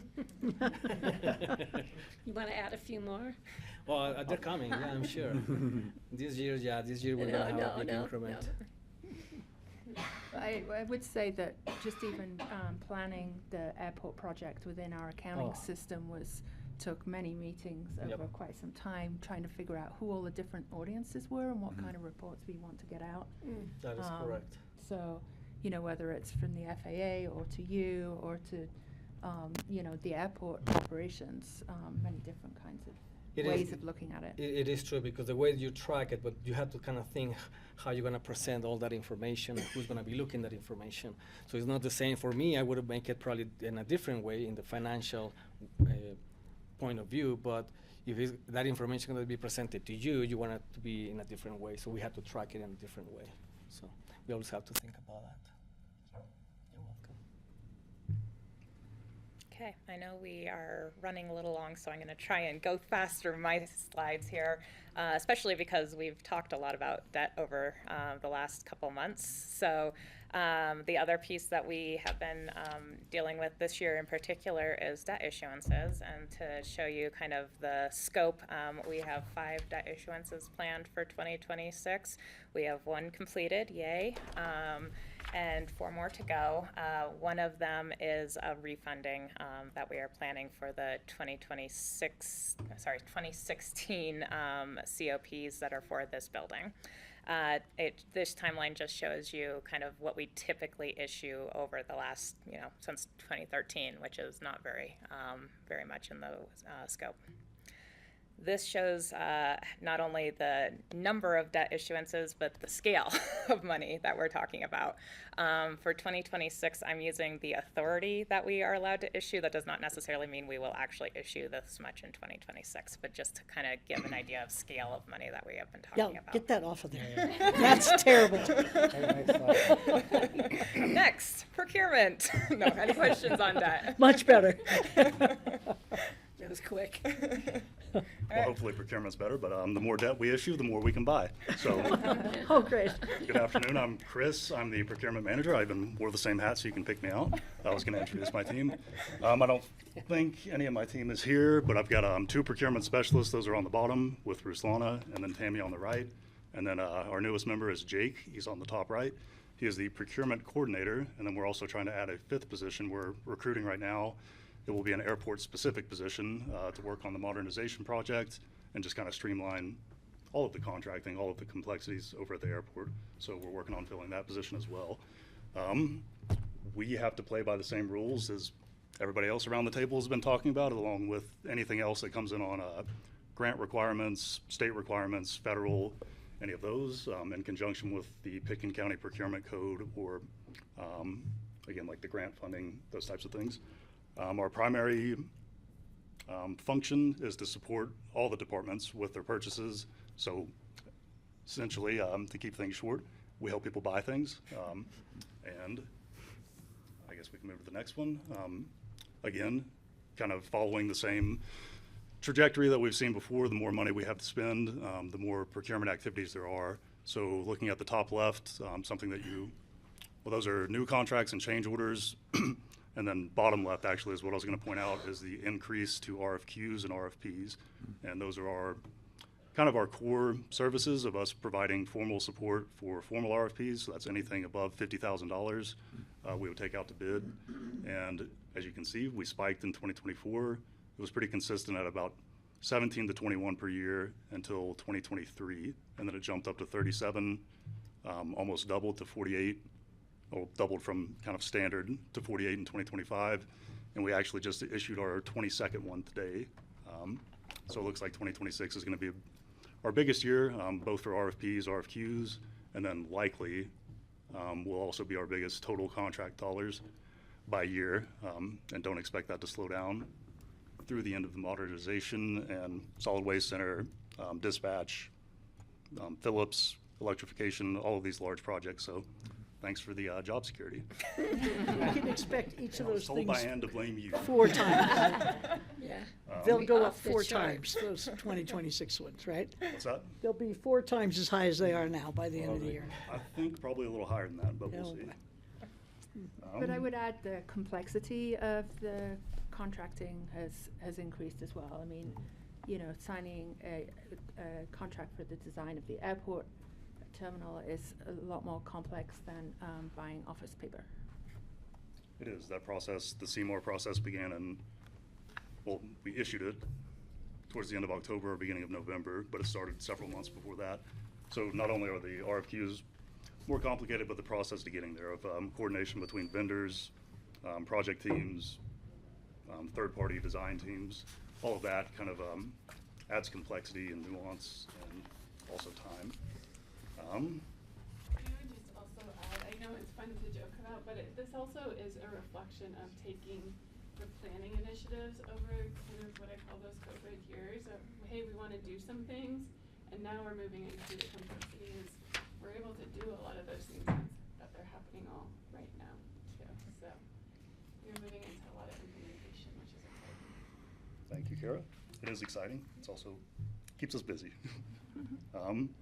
Our primary focus through all of this is communication, pretty quick turnaround times, or at least realistic expectations, compliance, and then protecting the county's interests. So risk mitigation, contract negotiations, intervening when there are vendor issues or lack of performance. So stepping in there is kind of a value-added item. And we do all of this, and we're motivated by and incorporate the county's organizational values. So I will end there, and hope y'all have some questions. Questions on procurement? Okay. On to treasurer and public trustee, and this is Najju. Hi, I am the one with the stage fright. So I'm Najju, I'm the chief deputy treasurer and public trustee. Part of my team is here, or just Ken, but we have 3 other deputies in the office. And basically at our core, the treasurer's office, we receive and we manage and then we distribute all the funds according to different statutory requirements. I think our biggest and most popular, the most public-facing task is the property tax. And that's a big process that starts with the certification of mill levies with all the municipalities and the districts and the schools. Once that is certified and approved, goes to the state, becomes part of the tax notice that we print and mail to everybody, and then we start collecting, and that's like a couple months, goes from February through June. So the collection of property taxes, distribution of that to each district monthly until we get to the point that we go to the delinquency. And that's the part that nobody likes, that we have, you know, to publish who is delinquent, and that goes to another piece of our work, that it's the tax lien sale that we manage through an auction every year, and all those liens and redemptions. So this is like a full year cycle of property taxes that the treasurer's office is responsible for. I think the second piece is all the other departments' receivables. So from the little late fee from the library to like a $9 million grant, every little piece of, funding comes through our office and we receive them, and we do send paper receipts to a lot of people. People call us a lot. We are really very public facing. And what else? We also work on all the banking cash flow, so we make sure that all the banking accounts, we're funded properly, that a check's not gonna bounce, or so we have this daily operation and reconciliation with our banking institutions, and a lot of reporting for compliance. It's very strict, so we work very close with state to all kinds of regulatory and compliance reporting that they request. I would just add the treasurer and public trustee function is normally an elected position in every other county except for Weld. It's in our home rule charter that this position or this function resides as part of the finance department. So otherwise you would have an elected official sitting before you. What's the name of the position again? The treasurer and public trustee. Treasurer and public trustee. So this is something to highlight, that over the past 10 years, our property tax collection and assessment has doubled. So the 2025 is actually 235 million for this year. And that, so the treasurer's fees projected to be collected this year is around 6.5 million. And with more money, of course, we had seen a huge trend of unfunded mandate occurring, so that has added a lot of work to the treasurer's staff to go through every house bill that has like a limited time, that will create a new exemption and a new process. So this is like a big challenge that we are seeing that's trending in the treasurers across the state. But the revenues are up, so. You saw that in 2025 or 2024, both? This has started like right after COVID, so it was a way to control the collection and how can we create exemptions for people that have like mobile homes that are up to 55,000 value, so how can we exempt them? So, and that would be something that would only happen for 2 years. But then there's this huge software requirement, how we're gonna make this transparent, how are we gonna work that. So I feel like every year there's something new to the process that has been added. The most recent now that it's still, something we're trying to figure out how to process is the treasurer's deeds. Because until last year, you could invest on a property on a tax lien sale, and after 3 years endorsing, you could just apply for the treasurer's deed and ultimately, get the ownership of the house. Until we have a new house bill now that once that process goes through, you have to go through another auction. So that's another redemption period, and that's like like title work. So and that goes through the treasurer's office, and it's something that hasn't been 100% established. There are lots of mining claims and other things that there's no a way to research this title and go back to the owners. It's very interesting. If you have any questions, please reach out. So and then the public trustee side. The public trustee is very unique to Colorado. So it was established in 1894 to act as a neutral third party in real estate transactions, protecting borrowers from abusive lenders back in the day, and that has stayed. So we are the only state that has the public trustee being this middleman between lenders. And so the two biggest responsibilities in the public trustee are foreclosures, and we only work with the foreclosures that non-payment is the default. So other foreclosures will go through the courts or the sheriffs. We only work with the non-payment ones. We also do all the releases of deed of trust. So anyone that's refinancing, buying, paying off your home equity, everything is a release process that goes between us and the lenders and the owners. And I think that's like this secret part of what we do that I think people are not aware that we conduct the foreclosure process. I think it is, we don't have that many. We did have in 2008, we had hundreds every year, but now we are like about 10 foreclosures, or 10 to 15 every year. Questions for Treasurer and Public Trustee? Najee, thank you. Thank you. On to internal audit. Kathy, sorry. Hi, my name is Kathy Yang, and this program was launched, internal audit, in September of 2025. So it's been about 6 months in, and working on establishing the foundation for the program, which really works on adopting professional standards and formalizing an internal audit charter.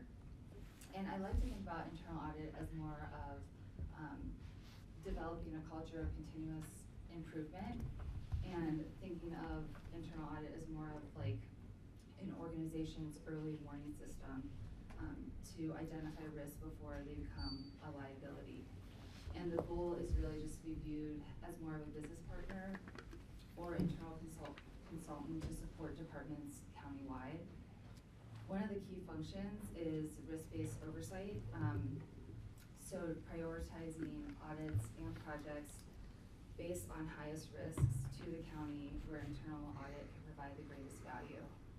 So some things that I'll be doing are really focused on performance audits.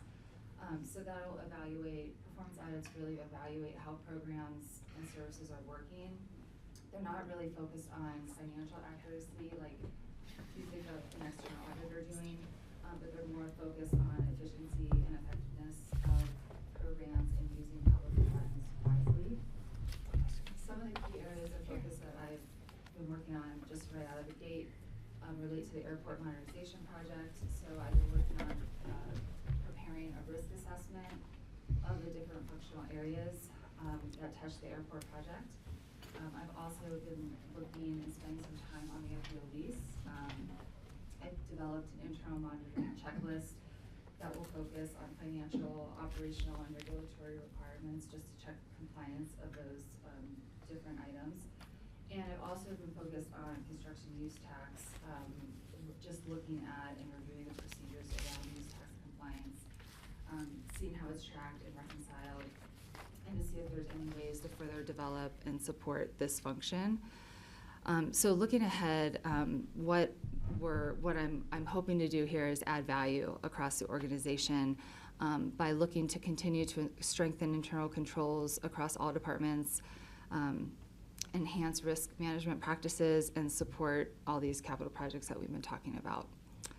Does anybody have any questions about internal audit? What's the visibility back to the board in terms of risk?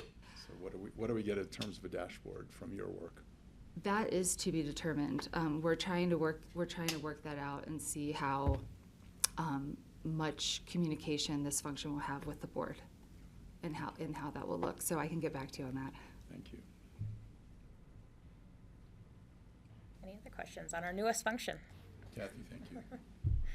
All right, budget, I think we'll keep this at a very quick overview since Connie's going to be talking about budget right after this. So, Connie. And most of you are pretty familiar with budget. I'll just say you could go to the next slide. Oh, I've got Stuart Fox here with us, who is our budget analyst and is a great help to me, and will be continuing to do more and more in the coming years.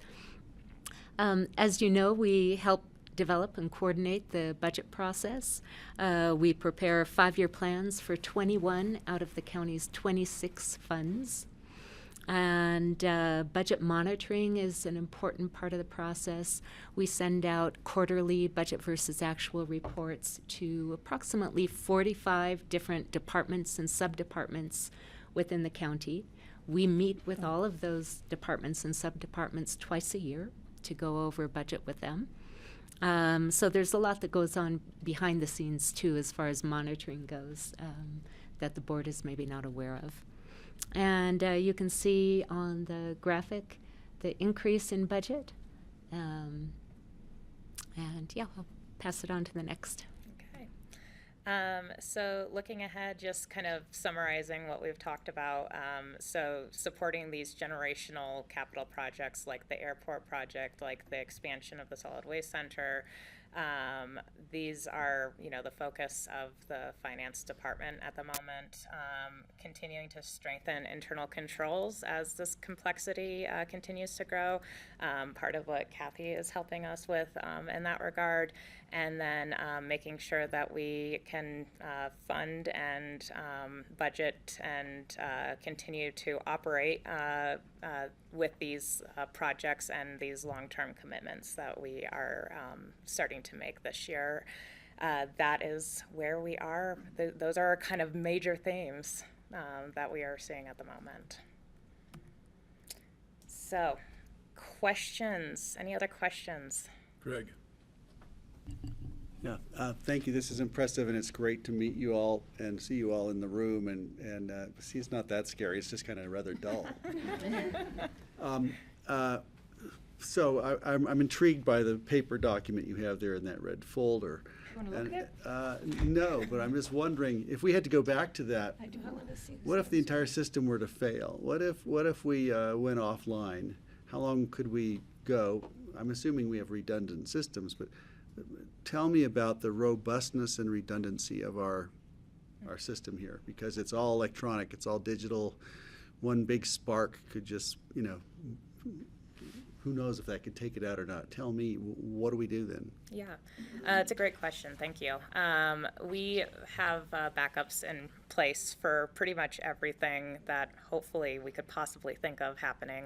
We have a continuing operations plan in place. So for instance, when we implemented the Munis ERP, one of the things that we made sure that was in any system that we were looking at is the fact that they would help us get back up and running if something were to ever happen. So like they're cloud-based, but they also keep backups on their side as well. So it's separate from ours. Things like, same thing when we went out for our banking RFP, we did the same thing. We wanted to make sure that we had those redundancies in place and that they would help us, whichever bank we ended up choosing would help us make sure that we could continue to process payments or do things in case like our systems went down. So we do have processes in place. We have 2 different check printers in 2 different locations. We have, we kind of keep track of like if, for instance, if all of our systems went down, but we still needed to process payroll tomorrow, we have paper checks that we can handwrite all the paper checks that we need to do. So we have those processes and hopefully those redundancies in place for the organization in case, like, heaven forbid that those things actually happened. Yeah. Great. That would be a lot of signatures that Jeffrey would have to do. Right. Yeah. I was just We thinking, did 20. Blisters on your fingers. We did 25 the other morning. That was great. they all know how to And- use and the notarized. pencils. Yeah. Everyone still remembers pencils and erasers. Yeah, we actually have some of the old general ledger account Keep it papers around, up up in the office in Keep case it you on ever want to hand. come and look and see what it used to look like. Remember, yeah. Thank you. Yeah, I was redoing the prices for Fat Belly restaurant the other day on paper and pencil, and I showed them to my son, and he looked, he said, "Why aren't you using spreadsheet?" I said, "I have a relationship with paper and pencil." I did put it on a spreadsheet eventually. It's not the same. Any final comments from finance? And thanks for joining us. Sorry it wasn't in Q4. Good to see you in Q1. I have one really important question. When is Pi Day? Tomorrow. Oh, it is? we have a meeting. I know. I was you might have to take a little break and go pop up. We have a long meeting. Doesn't it start at, it starts at noon? It starts at noon. Oh. Yeah. So maybe you'll have to. You might get early access. Yes. We went last year somehow. Because it's a weekend, Greg. Yes, Pi Day officially is on, I believe, Saturday this year, but we obviously aren't here on Saturday, so I we would have come had to in for choose. that. Thank you. Thank you, Well, guys. thank That's great. you. It's great fun. Thank you, guys. Nice Thank to you see very you much. all. Thank you for the Nice to time. meet you all. Likewise. Thanks Thank for coming in. Does the board need 5 minutes to I'd set like up to with take Connie? 10 since we. So the board has requested 10. We're running a little behind. We're taking a senatorial 10 minutes grassroots, and we'll be back in 10. Shoot, I was thinking I'd make a pie, but I can't tonight. Oh, yeah. But tomorrow I'm silly.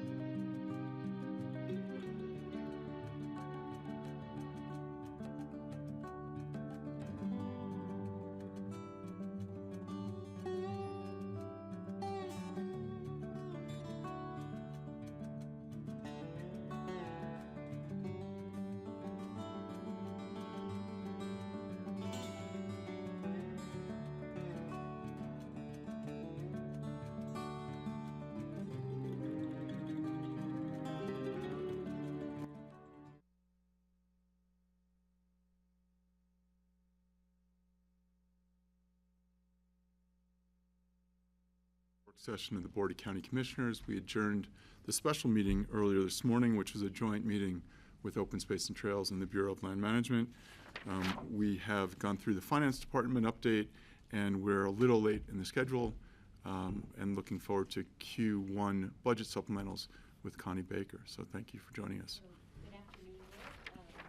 We're presenting our first quarter budget supplemental requests, and as you know, we like to group the supplementals into quarterly groups so that the board isn't getting them randomly and sporadically throughout the year, but can evaluate all the requests for each quarter all together.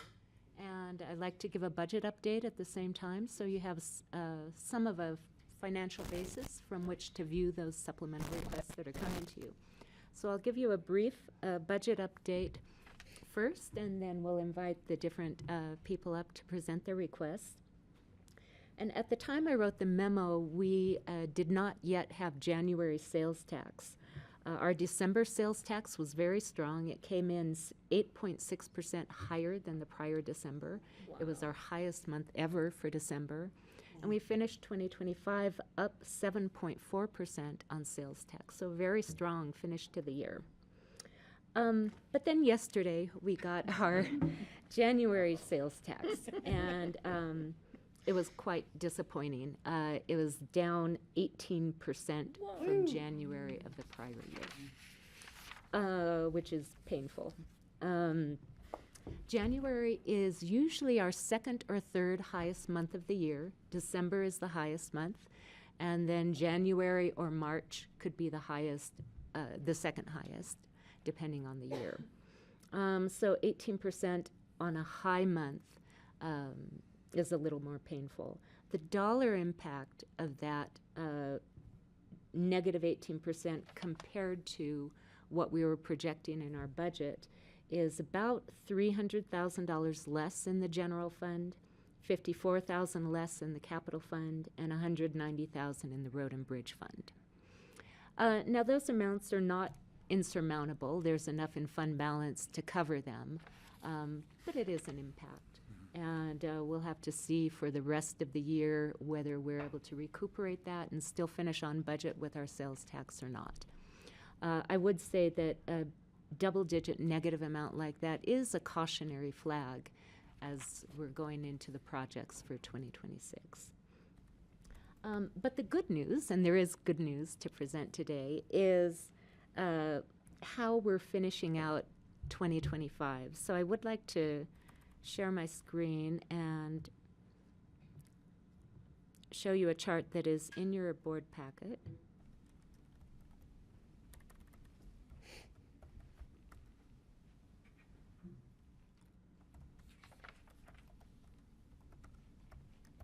It's a little small on the screen, but hopefully you can see it in your packets.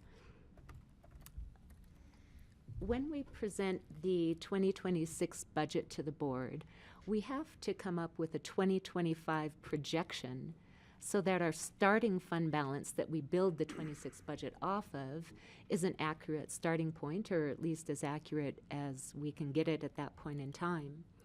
So this chart shows you first, in the first column of numbers, what we projected for 2025.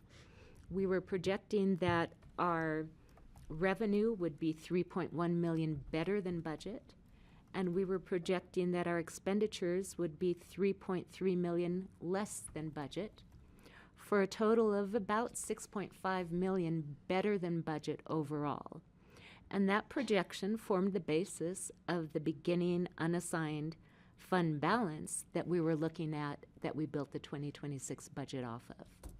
So now at this point of the year, we still have estimates because the finance department is still closing out 2025. There are certain things like investment income, workers' comp, risk allocation, a number of accruals that still haven't been booked yet. But from what we know at this point in time, comparing what we projected to what we're actually seeing, on the revenue side, we're at about $3.6 million better, so it's almost $500,000 better on the revenue side than what we were projecting. For example, if you look at the sales tax line, You can see we were projecting 373,000 better than budget. It came in 628,000 better than budget. That's an increase of 254,000, just for example.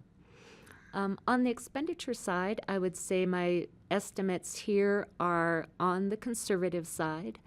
I didn't want to count something when we weren't quite sure if things are settling in. But I do think we'll have an extra 1.8 million in savings for sure, probably a bit better than that when all is said and done. Then you add on to that some savings on the transfer side, and that's a net of about $3.4 million better or more in fund balance than what we were originally projecting. Now there's one more item to consider, and that's what we have to transfer to our operating reserve. And you might remember these bar charts from the budget process. The light green section at the bottom is our Tabor Reserve, which is required by the Colorado Constitution. And the two green sections added together make up 2 months' worth of the operating expenditures of the general fund, and that's 16.7%. We adjust those dollar amounts every year so that we maintain that same percentage at 16.7%. That means that as our expenditures increase in the general fund, we have to add into that part of our reserve. And that would be about a $1.4 to $1.5 million increase, taking that out of our savings, putting it away in our reserve. The unassigned general fund portion, though, is about $1.9 million better than what we were projecting. So if we, go back to the other chart, you'll see at the bottom a net of about 1.9 million better than projection. Now this is important for looking at our supplemental requests today. There is enough in that extra money to be able to fund all of the requests coming from the general fund if the board so chooses. And it could absorb the negative sales tax in January and still have some left over. But again, we'll have to be a little cautious as we're going through the year with the snow that has been less than desired. So that's a very brief budget update, and we'll move over to the supplemental requests. Just real quick on the. Sure. It looks like the delta, half the delta is actually from professional and technical services. Is that something that's going to come back in Q2? So it's just a phantom. Oh, I forgot to mention that in these estimates, I've subtracted out carry forwards. Thank you. So when we bring the carry forward resolution to the board in April, you can know that we've already factored in the carry forwards, that approving the carry forward resolution will not make any difference on these numbers. I just didn't want it to sound like, make it look like it's too rosy and half of that. Right. So for example, if you look at the furniture and fixtures line on this, you can see that there are no savings projected. We do have 110,000 in savings. However, we're going to carry forward that budget amount for the project in the manager's office. Thank you. Any other questions before we move on to the supplementals? Okay. So we're going to start with open space and trails and the aquatic nuisance species prevention. Pain in the ANS. ANS. They're here. So, hi, I'm Gary Tenenbaum. I'm the director of Pickens County Open Space and Trails. And this is an issue that we did not anticipate when we were creating the budget for 2026. And I've been meeting with Rick LaFaro from the Roaring Fork Conservancy and discussing, the new findings of the New Zealand mud snails and the zebra mussels in the Roaring Fork and around Glenwood, and it's something that we didn't want to see. I know there's a lot of organizations working really hard to keep it out of Root Eye and other areas. And, when we were approached that this is here, Open Space and Trails manages a ton of river access points. And we have major ones like at Jaffe Park, North Star, Stein Park, Wingo, Basalt, and up the Crystal. We have a few up the Crystal. And so, and we have a lot of river access, fisherman access points along different creeks around. And so for us, we know that this is a bigger issue. It needs to be strategic. There's a lot of partners. Healthy Rivers and Streams is one of them, but there's a lot of partners. And we'd love to be more strategic about it. However, like I said, they're here, and we've got to take action now. And this money is really about allowing the use of open space fund dollars on open space properties. And so, the education campaign, we want to put money into the bigger pot of what everybody else is doing so we can coordinate with that and then get that signage and that information out on open space properties. The big ones, Jaffe Park is a big one, and we need to get to the people there. All the Roaring Fork Gorge, all our fishing guides. So this is a way for us to have money to do things like signage, waiter washing stations, potential boat washing stations. And so we're not clear on exactly how we're going to spend this money. And but working with the Roaring Fork Conservancy and they're working with RUAPA and all these other organizations throughout and CPW, that we feel pretty comfortable right now that if we can get this money moving and get some education and get some potential waiter washing stations and get information for our rangers and training, that we can do something this year to get people to acknowledge that this is a big issue and they need to take responsibility for their waiters. They need to take responsibility for their dogs. They got to take responsibility for, their boats. And I just think a lot of people don't know about it, and they've all heard about it in Lake Powell and other places, but now that they're here, it's a big deal. So that's why we're asking for that. The Open Space and Trails Board heard this at their last meeting, and they recommended unanimously the funding. Did you say they're dogs?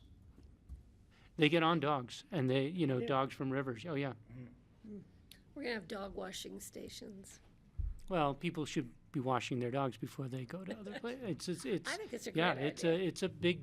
This is not fun. And the reality is they're moving and they're gonna. But if we could get people to be educated on it, so far we've been able to keep it mostly out of Root Eye and all these other places. Can we do that in some places of the Roaring Fork?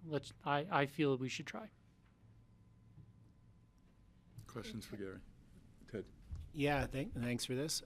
If they're here, what is the goal? How do we measure success? If you say they're already here, I know that's loosely said. They're in the Colorado, and Yeah. so they're here in this area. So, but they're not here up in North Star. They're not here at Red Jaffe Park yet. So, let's do our best to educate people so it doesn't get to every single area and affect, the ecology of these rivers. These two species do, and I'm sure you've heard a lot about it from other organizations. They can do a lot of damage, and ecological damage and infrastructure damage. And, I think we can help people make better decisions by getting them educated, getting some signage up, and if we could do some waiter washing stations and maybe even, raft washing stations, I think we can do a good job of trying to keep it limited to where it is now and see where it goes. So the success is, can we keep it out of this area? Well, this is not going to be the first ask.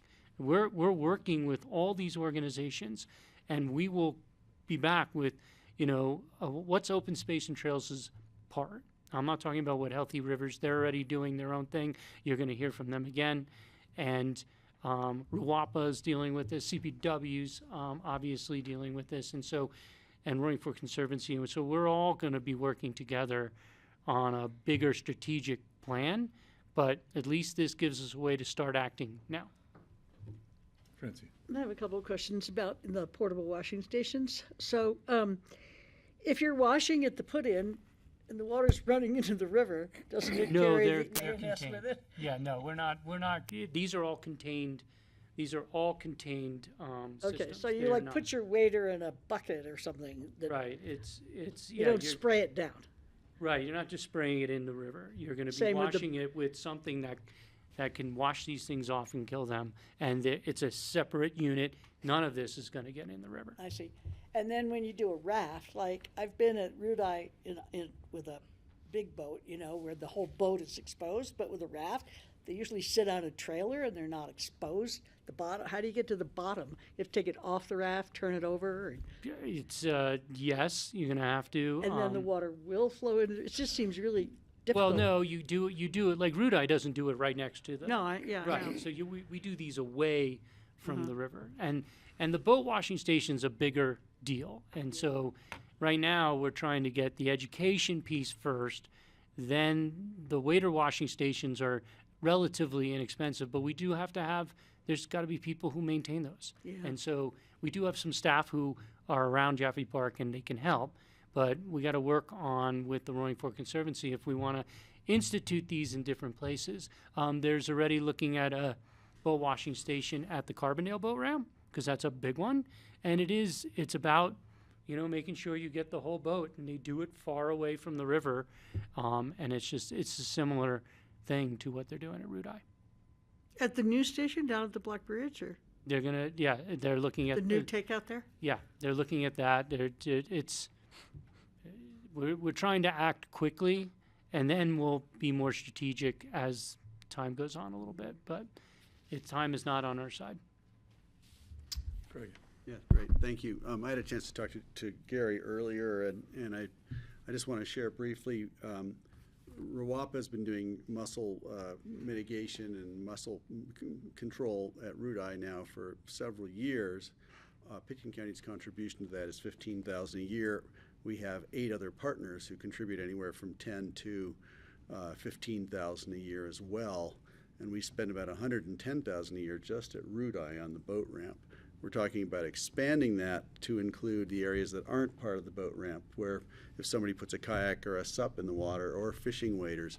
So RWAPA is engaged in doing the same thing with partners, the Department of the BREC and CPW. And so I just encourage Gary and team to, let's coordinate, because the educational materials ought to be somewhat similar, if not produced at the same time. There's got to be, I want to avoid redundancy, but I also can anticipate open space will be coming back with another supplemental, again, to do more. If this really does become a problem, as we anticipate it will, they're going to be back, and Rudai is going to be back as well. So Healthy Rivers is going to see the request for funding as well. So I want to just make sure we understand that we're funding the same campaign from 2 different angles, or we will be doing this.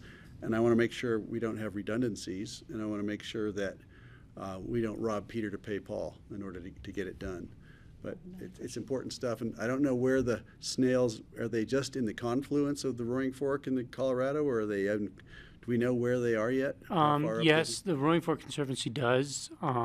They made a presentation to the Open Space and Trails Board, and I have to admit, I was a little blurry-eyed after 4 hours of North Star. Yeah. And so I didn't hear exactly what it was, but We it's... assume they're moving upstream. Yeah, they're moving up, and it's all people. People move them up. I mean, it's human movement, and they can float downstream. They can't float upstream. Right. And so the reality is it's people movement. And I can guarantee we will be not trying to recreate the boat. All our money is going to use the same materials. It's just that we have a lot of put-ins and a lot of signage to get up. And, it's also, if we do waiter washing stations, at Jaffe, where else do we do them? And so we just want the money to be able to, so I don't come to you incrementally. This is there. And yes, I am not going to say that we will be back, and most likely, hopefully, for a budget meeting next year for the for the 2027 budget. And at that time, we'll have all the partners lined out and all the money is strategically allocated. This is just to affect open space and trails, which we have never done before. Well, I just want to say I do support it, definitely support it, and I can anticipate we're going to be talking more about this. Thanks. Francie. Yeah, I support it too. I just have a question about takeouts. So somebody goes fishing down in the Colorado and then they go up and want to fish on the Roaring Fork. Is there something at the put-ins and takeouts on the Colorado that allow for washing your boat or your waders there? It's not a unified piece yet. I mean, There, it's because there is at Paonia right. Reservoir. So there's but- certain places, the reservoirs have been much more active, like Route I and Paonia and other places, because that's massive infrastructure that those, the mussels get into and significantly create some major issues. We've got to take that and start doing it on a larger scale. But we could educate people. They could do it on their own. It doesn't have to be us making them wash their stuff. Right, They right. can wash Just it. letting them know. Letting people know and letting people know how to do it is critically important. Yeah, yeah. Navajo Lake has a big one before you go on the lake and one when you come out, and so Right. that seems like the answer. You got to get people when they come off too. Well, as long as you come out and then you wash your own stuff. Yeah. Then before you go into again, because it was amazing to hear from the Conservancy how long these things can last outside of When water. they're dry, I know. Yeah, I know. I was like, oh, they dry out, they die. They don't, and it's pretty crazy. So anyway, it's something that we feel pretty. It's just like if it was a noxious weed that just all of a sudden was found, we're going to spend the money to try to eradicate it, and so this is what we're doing. Well, So it's great does you're the doing board it. have what it needs to move forward on quagga mussels? On Quagga? Well, on on ANS. Oh, I was ANS, like, thank wait you. a minute, they're not here yet. On velagers. Zebra mussels. If anybody would like to see one, I believe there's a portable one at Two Rivers Park. What? And I think CPW might be responsible for the, Boat washing? yeah, no, it's more waders and rafts and stuff there than boats. Well, and Liza just texted me that CPW has a map online of where all the boat washing and I just called cleaning her, no, stations okay. are. I And know, but we can there's get one that. there that, because I noticed that people weren't wrapping the hoses back, so when we were waiting for our raft to come out, I went over and cleaned it up and wrapped the hoses, and people weren't taking responsibility for just leaving things as they found them. And we'll start using our channels too to get all that information out to the public. It's happening. I mean, it's happening in the valley, and they've been working on it for a while.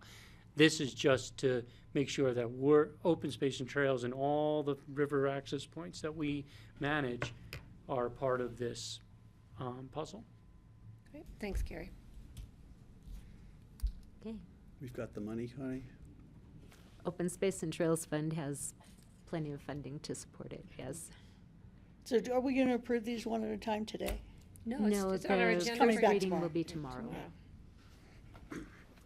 So the next one with Open Space and Trails is a contribution to Roaring Fork Safe Passages. Okay, so, back in September, Roaring Fork Safe Passages at a work session presented to both boards, Open Space and Trails and the BoCC, and to, kind of report on the findings that they've had and ask the county for additional support. At that meeting, there was a lot of concerns and a lot of questions, and at the time, there wasn't full support to put that into budget for 2026.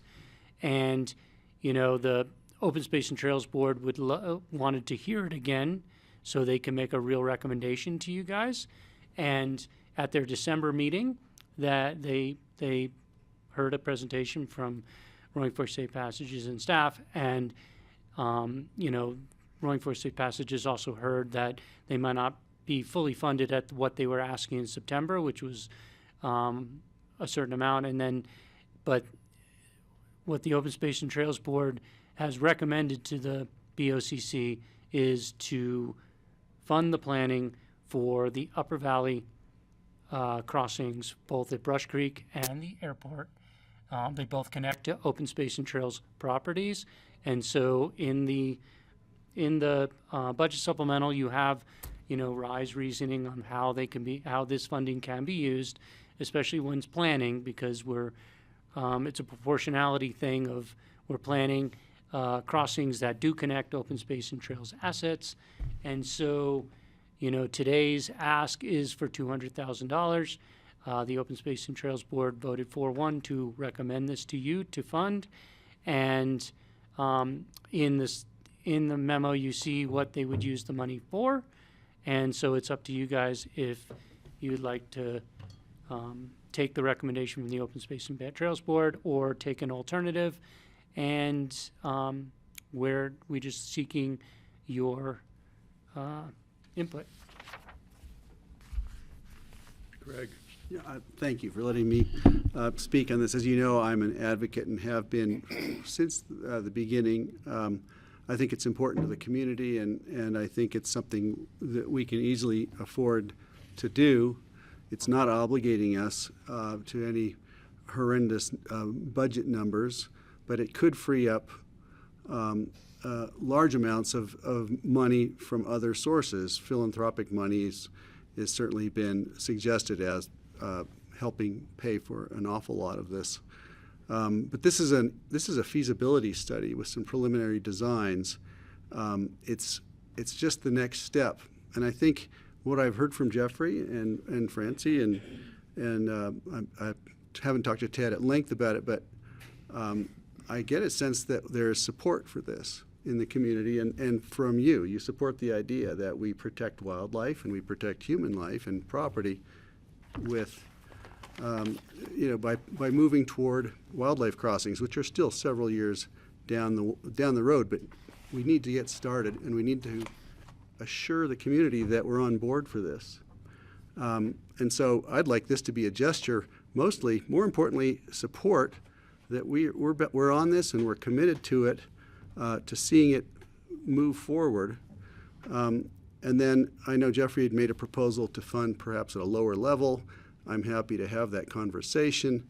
But I think it'll end up costing us more in the long run, or at least county staff more work and labor, if we don't fund things like who manages the project. So I don't want to get into the weeds here, but I'm going to request that this is the time to fund this, and let's keep moving. And I'd really love it if it didn't come back to us for a while and we let them do some work. And there's so much momentum in the community for this. I think it's time to be responsive to the community. Thanks. Francie. Well, I really respect your position, Greg, and Tom, I really respect the work you've done over the years, which is now culminating in this. But this is a hard one for me, and I've really struggled over this because I don't think it's within the purview of Pitkin County to be building safe passages for the state's elk herd on a state highway. So I'm concerned about that. I'm afraid that if we make this contribution, and I don't know yet what I'm going to say tomorrow on how I'm going to vote tomorrow. I'm still working it out.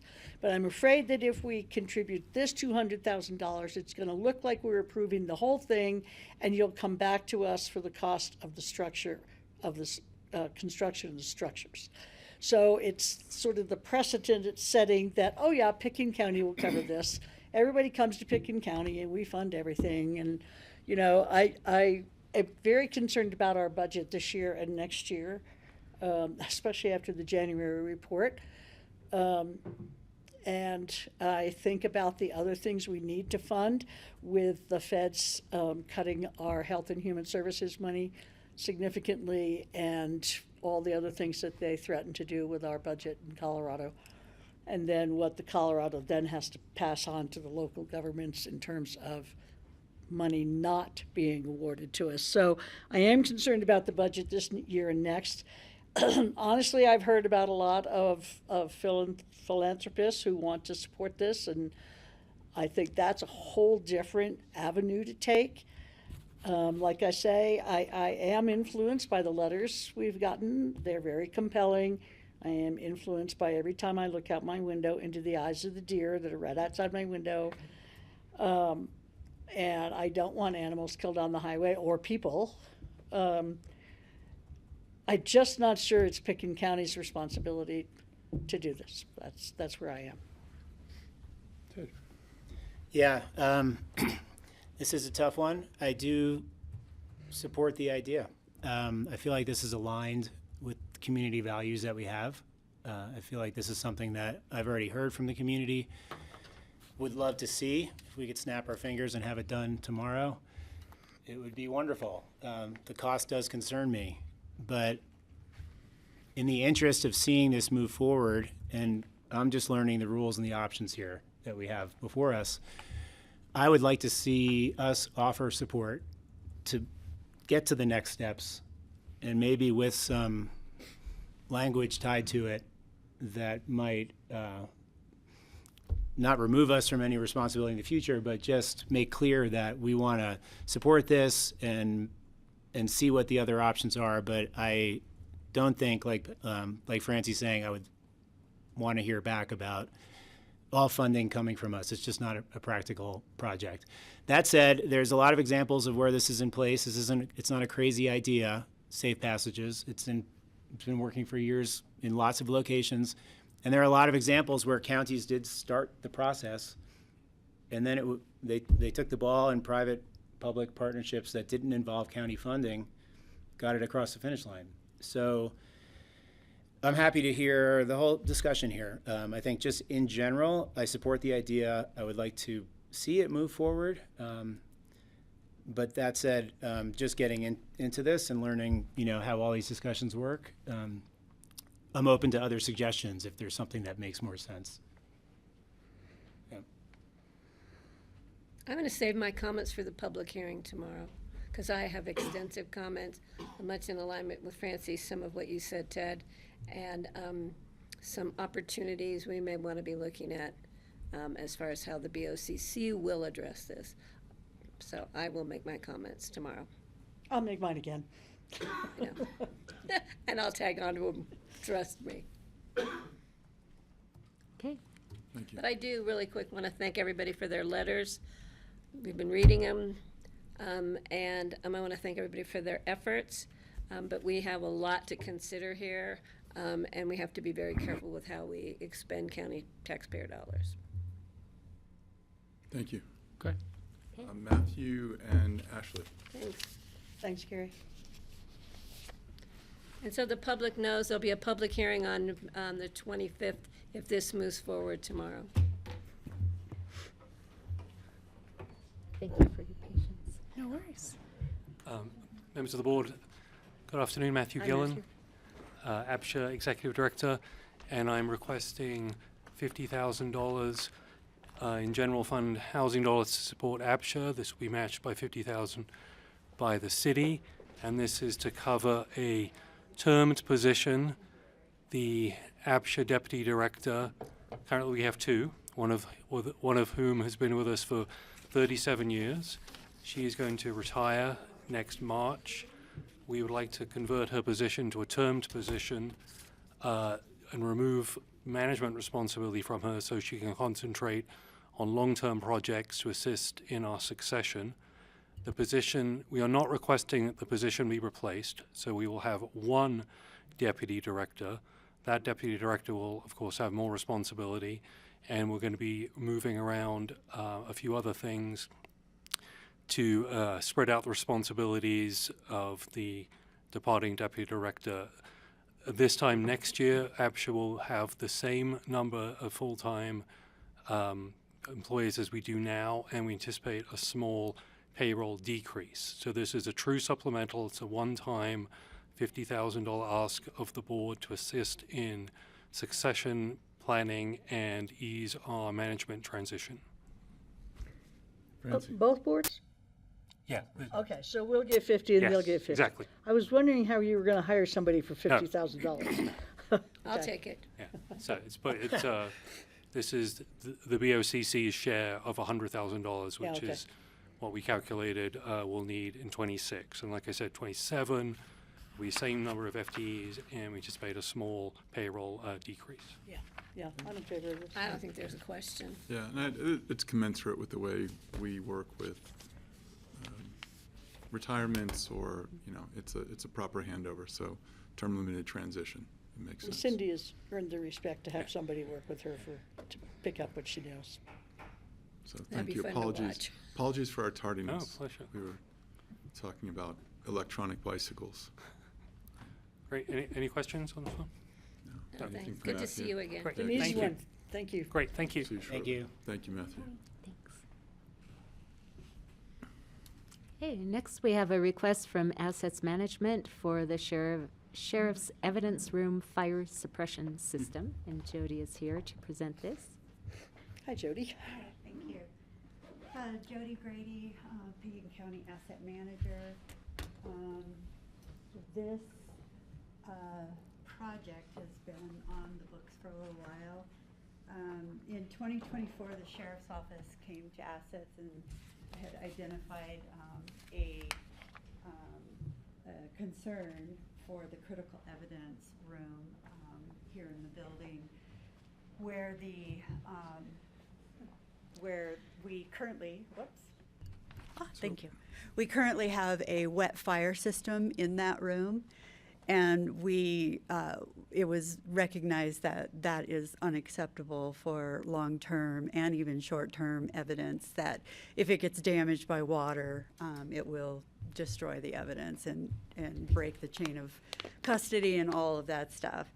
In June of 25, I came to the board and it was approved $155,000 to replace that system to a dry system. I miscalculated the cost of what it would take to do the HVAC piece of this and the lighting. So the $155,000 covered the fire systems, which are the dry system, the annunciators, all of that equipment, but it didn't apply to the modifying the diffusers and all of the ductwork that needs to happen, along with the ceiling has to be removed. And we have to seal the room. So any openings in the ceiling and to the walls where they meet, all of that has to be sealed to a dry system room. So this request is $136,000 to cover the costs of the additional HVAC and lighting. We did get a quote initially. Again, this is where I miscalculated. I thought that going to Train and they would give us a reasonable number and to do that HVAC. It came at $120,000, which was surprising to me. So we did hire somebody to design that system, went out to bid, and we came in with a more reasonable budget, although we had to spend the money for the design, but we would have had to do that anyway. So in order to complete this critical project, we're asking for $136,000. If it's approved, we will bring in, part of it is that the sheriff's office has to bring in a secure shipping container or something that we move all of the evidence into. It has to remain in custody, secure. We'll do the work and then move them back in.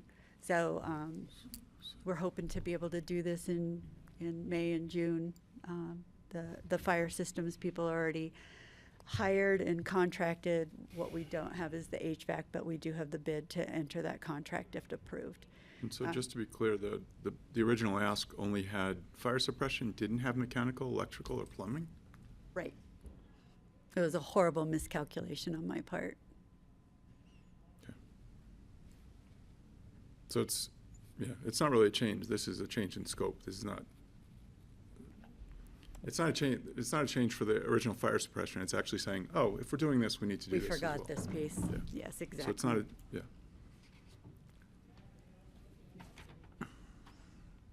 I don't think we have a choice. No, there's. Okay.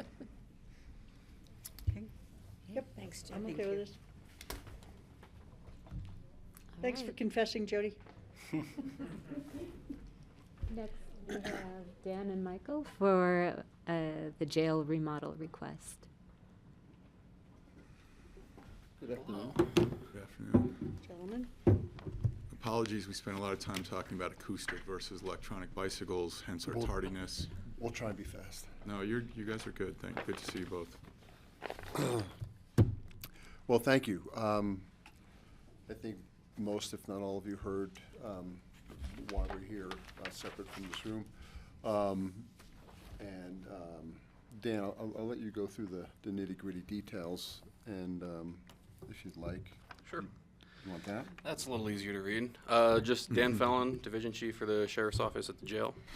So we came to you in Q2 of last year for a $2.5 million request to remodel the existing facility. That number was based off of schematic designs we had at the time, and so once we got the money approved, we engaged with architect firm and construction CMG, construction manager, general contractor. And so we got the 60% drawings that we came up with priced, and they came in quite a bit higher than we had anticipated. Some of that is due to a included scope to remodel and create one bathroom in our lobby that is ADA compliant versus 2 bathrooms that I can barely fit into. Let's see. What else? Go ahead. We're trying to get this done this year, before the end of the year. Our construction numbers were based off of less construction time in 2025 versus a longer scope of project in 2026. So all these little factors added up to a much larger increase than we had thought it was going to be when we started the project. We are adding some square footage to the jail, which will be helpful for the programs that happen in the jail, as well as keeping the secure space and unsecure space well-defined. There is an additional 200 for the controls. Yep. That was set for the 2027 budget. We're going to do it in 2026, so that I'll call a wash as part of this number, but because it would have had to be done anyway. And so some of the things that we're gaining, just as a refresher, is we're going to be gaining 4 more beds within the jail, a new programs room within the jail and secure area. We're gaining new mental health and nursing staff area, so that way we can reuse that place. We're updating our camera system to the 21st century, so we can actually use the footage and not spend countless hours reviewing and trying to pull footage when we get requests. We're bringing laundry services in-house, which will save us about $30,000 a year in just costs, and not only then the staff time going to and from and picking up and dropping off laundry. The 4 additional beds doesn't sound like a lot, but when you only have 12, it's quite a large percentage. And not that the local chiefs have been, on my back about not being able to bring certain arrestees in, but we are still under arrest restrictions.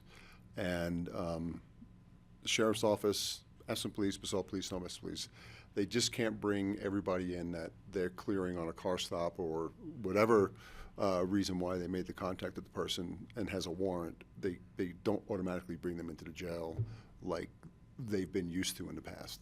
This will help us reduce our arrest restrictions. They'll be able to bring more people into the jail when a warrant is issued for them. So, compliance with state.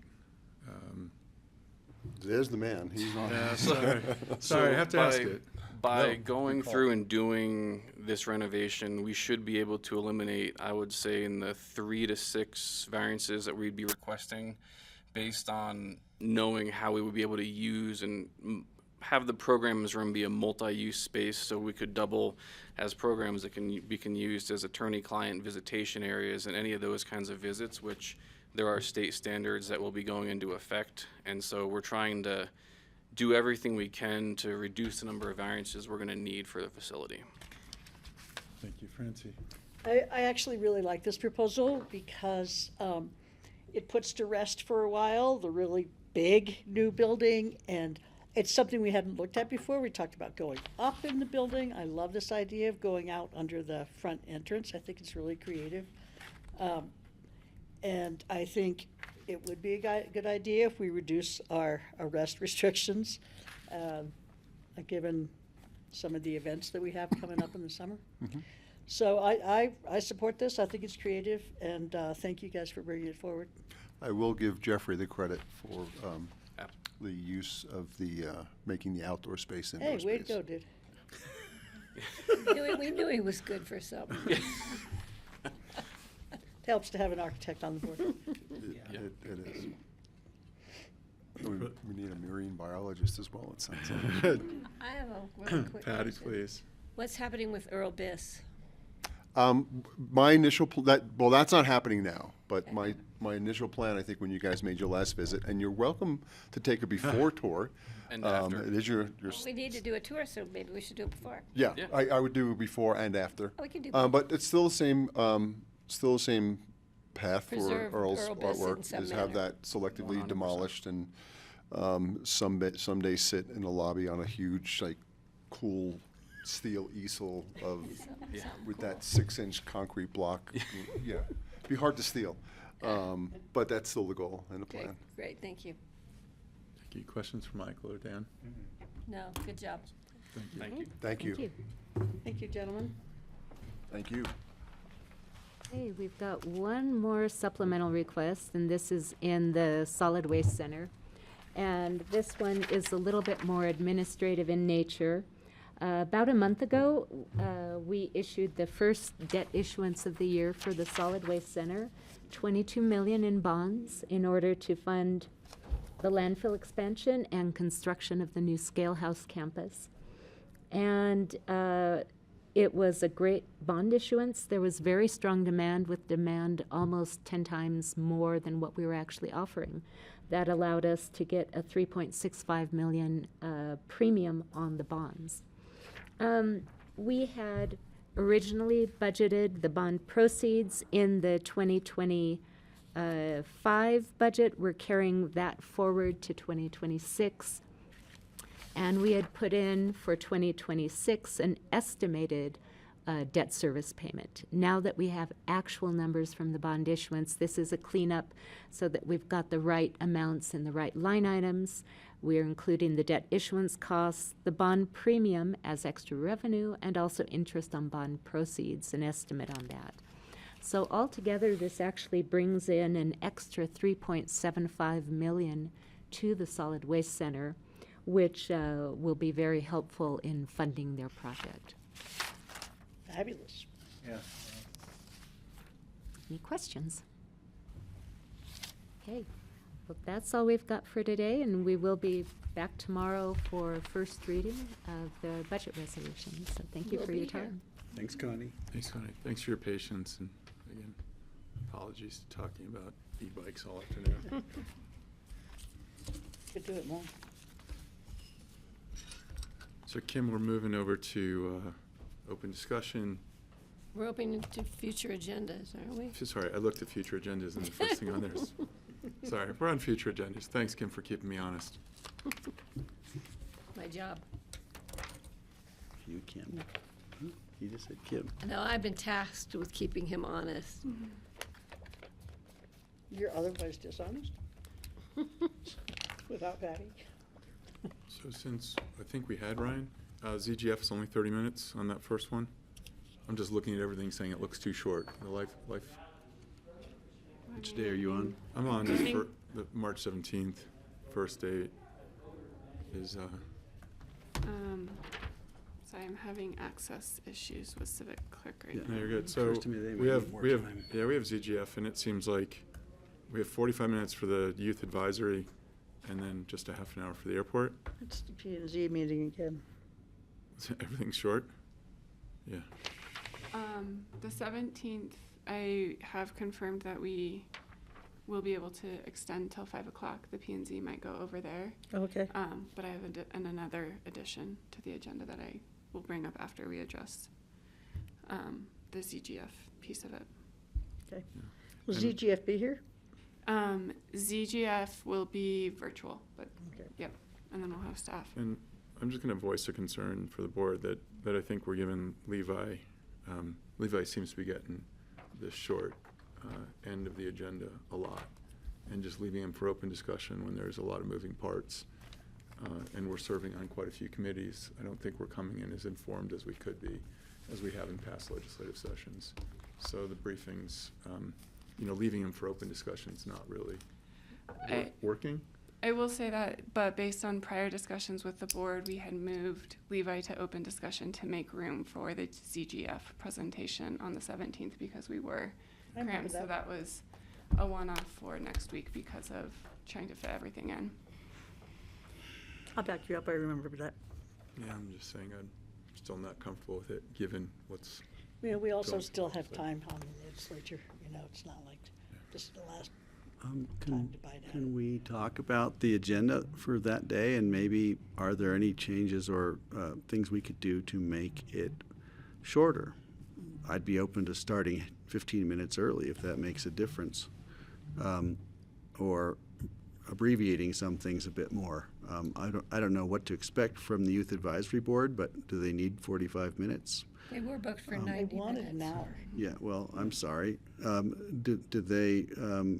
Do we need to re-interview everybody? Are we obligated to re-interview Bruce Gordon, Chelsea Clark, and Krista Giesel, who've all been re-upped? Yeah, and again, we just, as a board, said and I suggested that we bring people back because it gives them an opportunity every 2 years to reintroduce themselves to new board Okay, members. all right. And also describe what's going well or not going well at their board. Tell me about drought safety preparedness. Is 60 minutes appropriate? That will actually include Angie Davlin, and it's critical at this point in time because it's wildfire safety, and I think it's Got it, sort of okay. kickoff of this board thinking of what does this season look like going forward. So I think having Chris, we don't see Chris very often other than IMT, and it's critical. So if we can go till 5, Levi will have enough time. So if I may, the other future agenda item that I wanted to call out is we wanted to bring back, and working with the APSHA reps, bring back a couple policy discussions that are going before the APSHA board on March 18th. I think that the board has talked about them at a high level but hasn't actually dove into them. So we wanted to, with the switchover of APSHA reps between Kelly and Jeffrey and now Ted, have that board discussion of those policies. So we have extended the time to 5 o'clock. P&Z will not be in here. They will go into the other room. So we have until 5. So I would suggest that we probably want, 30 minutes for the APSHA discussion, and then you could probably have more time for Levi and the legislative update because we now have an hour rather than having to be out at 4:15. Okay, solved. Excellent. Anything else on the 17th? Did you know you declined the invitation to the retreat? I did not know that. We got a notice that Kara declined this Started a- invitation. I a thought, movement. Waste of time. I just want to come back and confirm. So it started off of saying concerned about ZGF only being 30 minutes. So this is mostly just to give an update of where we are in timeline and initial feedback of what we heard from the open houses. So there's not All big 200 decision, people? yeah, decision making. But I guess I would like to, I'll work with Ryan and double check if 30 minutes or 45, what we might need there, and rework the agenda as appropriate. Yeah, it seems like presentations go 30 and then there's 15 at the end for questions, and cutting the architect short seems.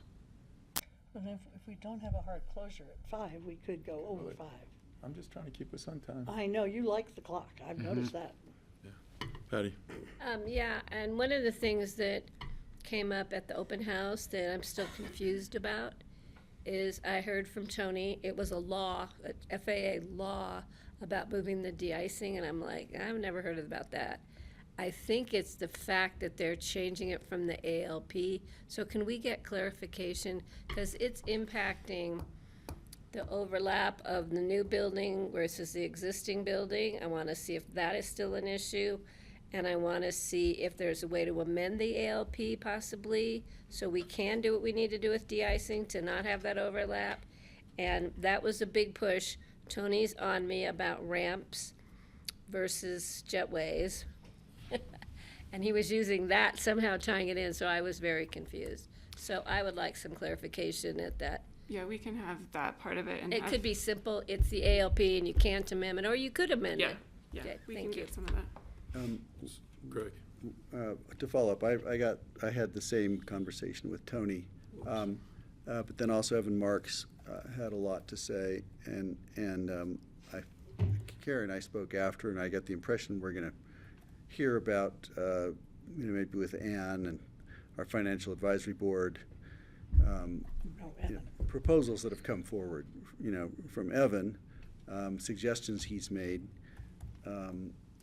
and I want to hear what the rest of the financial advisory board thinks about it and how they would fit into our vision. Thank you. Thank you. I really don't want to have that conversation. I know we So, have to. March 24th? We may not be able to have it on Tuesday, but we should probably have it. We'll have to have it And- sometime. And I will say, as part of the retreat, so some of it's going to be staggered. I think Tuesday is really about what we heard. We can get some of the clarification pieces there. And then we're going to start to show kind of what are all the next pieces coming, the financing pieces. So we might not have all the questions right now, but we'll give you a timeline of when we're going to know and have those discussions as a board. Great, thank So you. the question is Lindsay's, is there a new fund called Community Assistance Fund? Is that a renaming of the boards? We've had that. No, it's the It's where the P It's cards. the Emergency Assistance Fund I think that got renamed, and so what's coming before you is a state-run program. There's required policy changes from the state level that would be required, and so we're going to come workshop those with you for those policy changes. Thank you. Any other questions on future agendas? Nope. The one other item, Amy might have just shared it with you, we did just get during this meeting, an invite to March 17th is a thank you in celebration of the acquisition of Mountain Valley and Aspen Valley mobile home parks. It's at March 17th, and it's after the board meeting. What time did I see it? What? At the Meadows. It's at the Meadows. At the Meadows. It's from 5 to 6:30, and it's a It's a thank party. you. Thank you party. It's a thank you party for For preserving the trailer park in Carbondale and Basalt? the Aspen, Basalt, and Mountain Valley mobile home And parks. the one in Carbondale. I know it seems weird, but everybody has to come to Aspen to celebrate things in And why is Basalt it and at the Carbondale. Meadows? Yeah. Did Aspen Institute pitch in money? It just says in coordination with the Housing Coalition and Atlantic Aviation. We haven't received that. I think Amy it just came through like an Just hour came through. ago, so I haven't gotten it. we will make sure that is posted. Notice that? 17th. But that's the same time as the Catholic Church St. Patty's Day. Mm-hmm. Oh, here it is. Board open discussion? Oh, no, that's something different. Thank you to everyone for the support. It's been a good week. On top of it as far as I can be, and just want to say Amy and Cara have been saints in always being available for anything and everything, big and small. And if there are things that you think I need to know, don't hold back. I'm getting through it all. Don't be afraid to give me something more. Don't do too much. Don't do too much. But I just want to say thank you. The whole staff has been amazing, and I think it's reflective on the whole organization, and I really appreciate it. Thank you. You'll be fine. Suzanne? I have an open discussion. Suzanne Wolf, open discussion. Patty Clapper first. Real and Suzanne's welcome to quick, join us. Oh, you're here for P&Z? Jeffrey, I wasn't going to bring it up, but I am going to bring it up. Yeah. The National Association of Counties annual conference is in July in New Orleans. Great time to go to New Orleans, I'm sure. I will be going to represent the policy on use of airport funds offsite as part of the policy transportation. And I have a feeling that there may be another member of the board. Jeffrey's talked about maybe going. They have some extensive human health services and public lands presentations. So we're trying to figure out dates and times and, yeah. And I would put my hand up again to do human services at NACO unless someone else is looking to go. Greg, I think you'd be next in line. So if you're Go for it. Okay, thank you. So we'll figure out travel dates so we can. All right, we'll make sure we get those Yeah, dates it's on a because s- I anticipate. I've already talked to Amy. She's got the info. Jeffrey and I haven't talked It about. potentially could be the 17th through the 20th, potentially in terms of dates, so there'd be no missing of Yeah, we board need to meetings. look at the calendar to see what it might conflict with and. Anything else open discussion, Kara?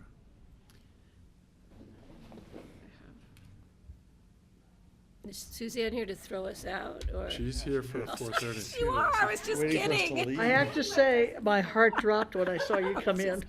Waiting for us to walk out. I guess I know you better than I thought. So, We can So- take a hint.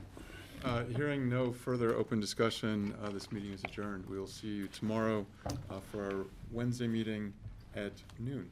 We only have 20 items on the agenda tomorrow. So who's going, are you going tomorrow to?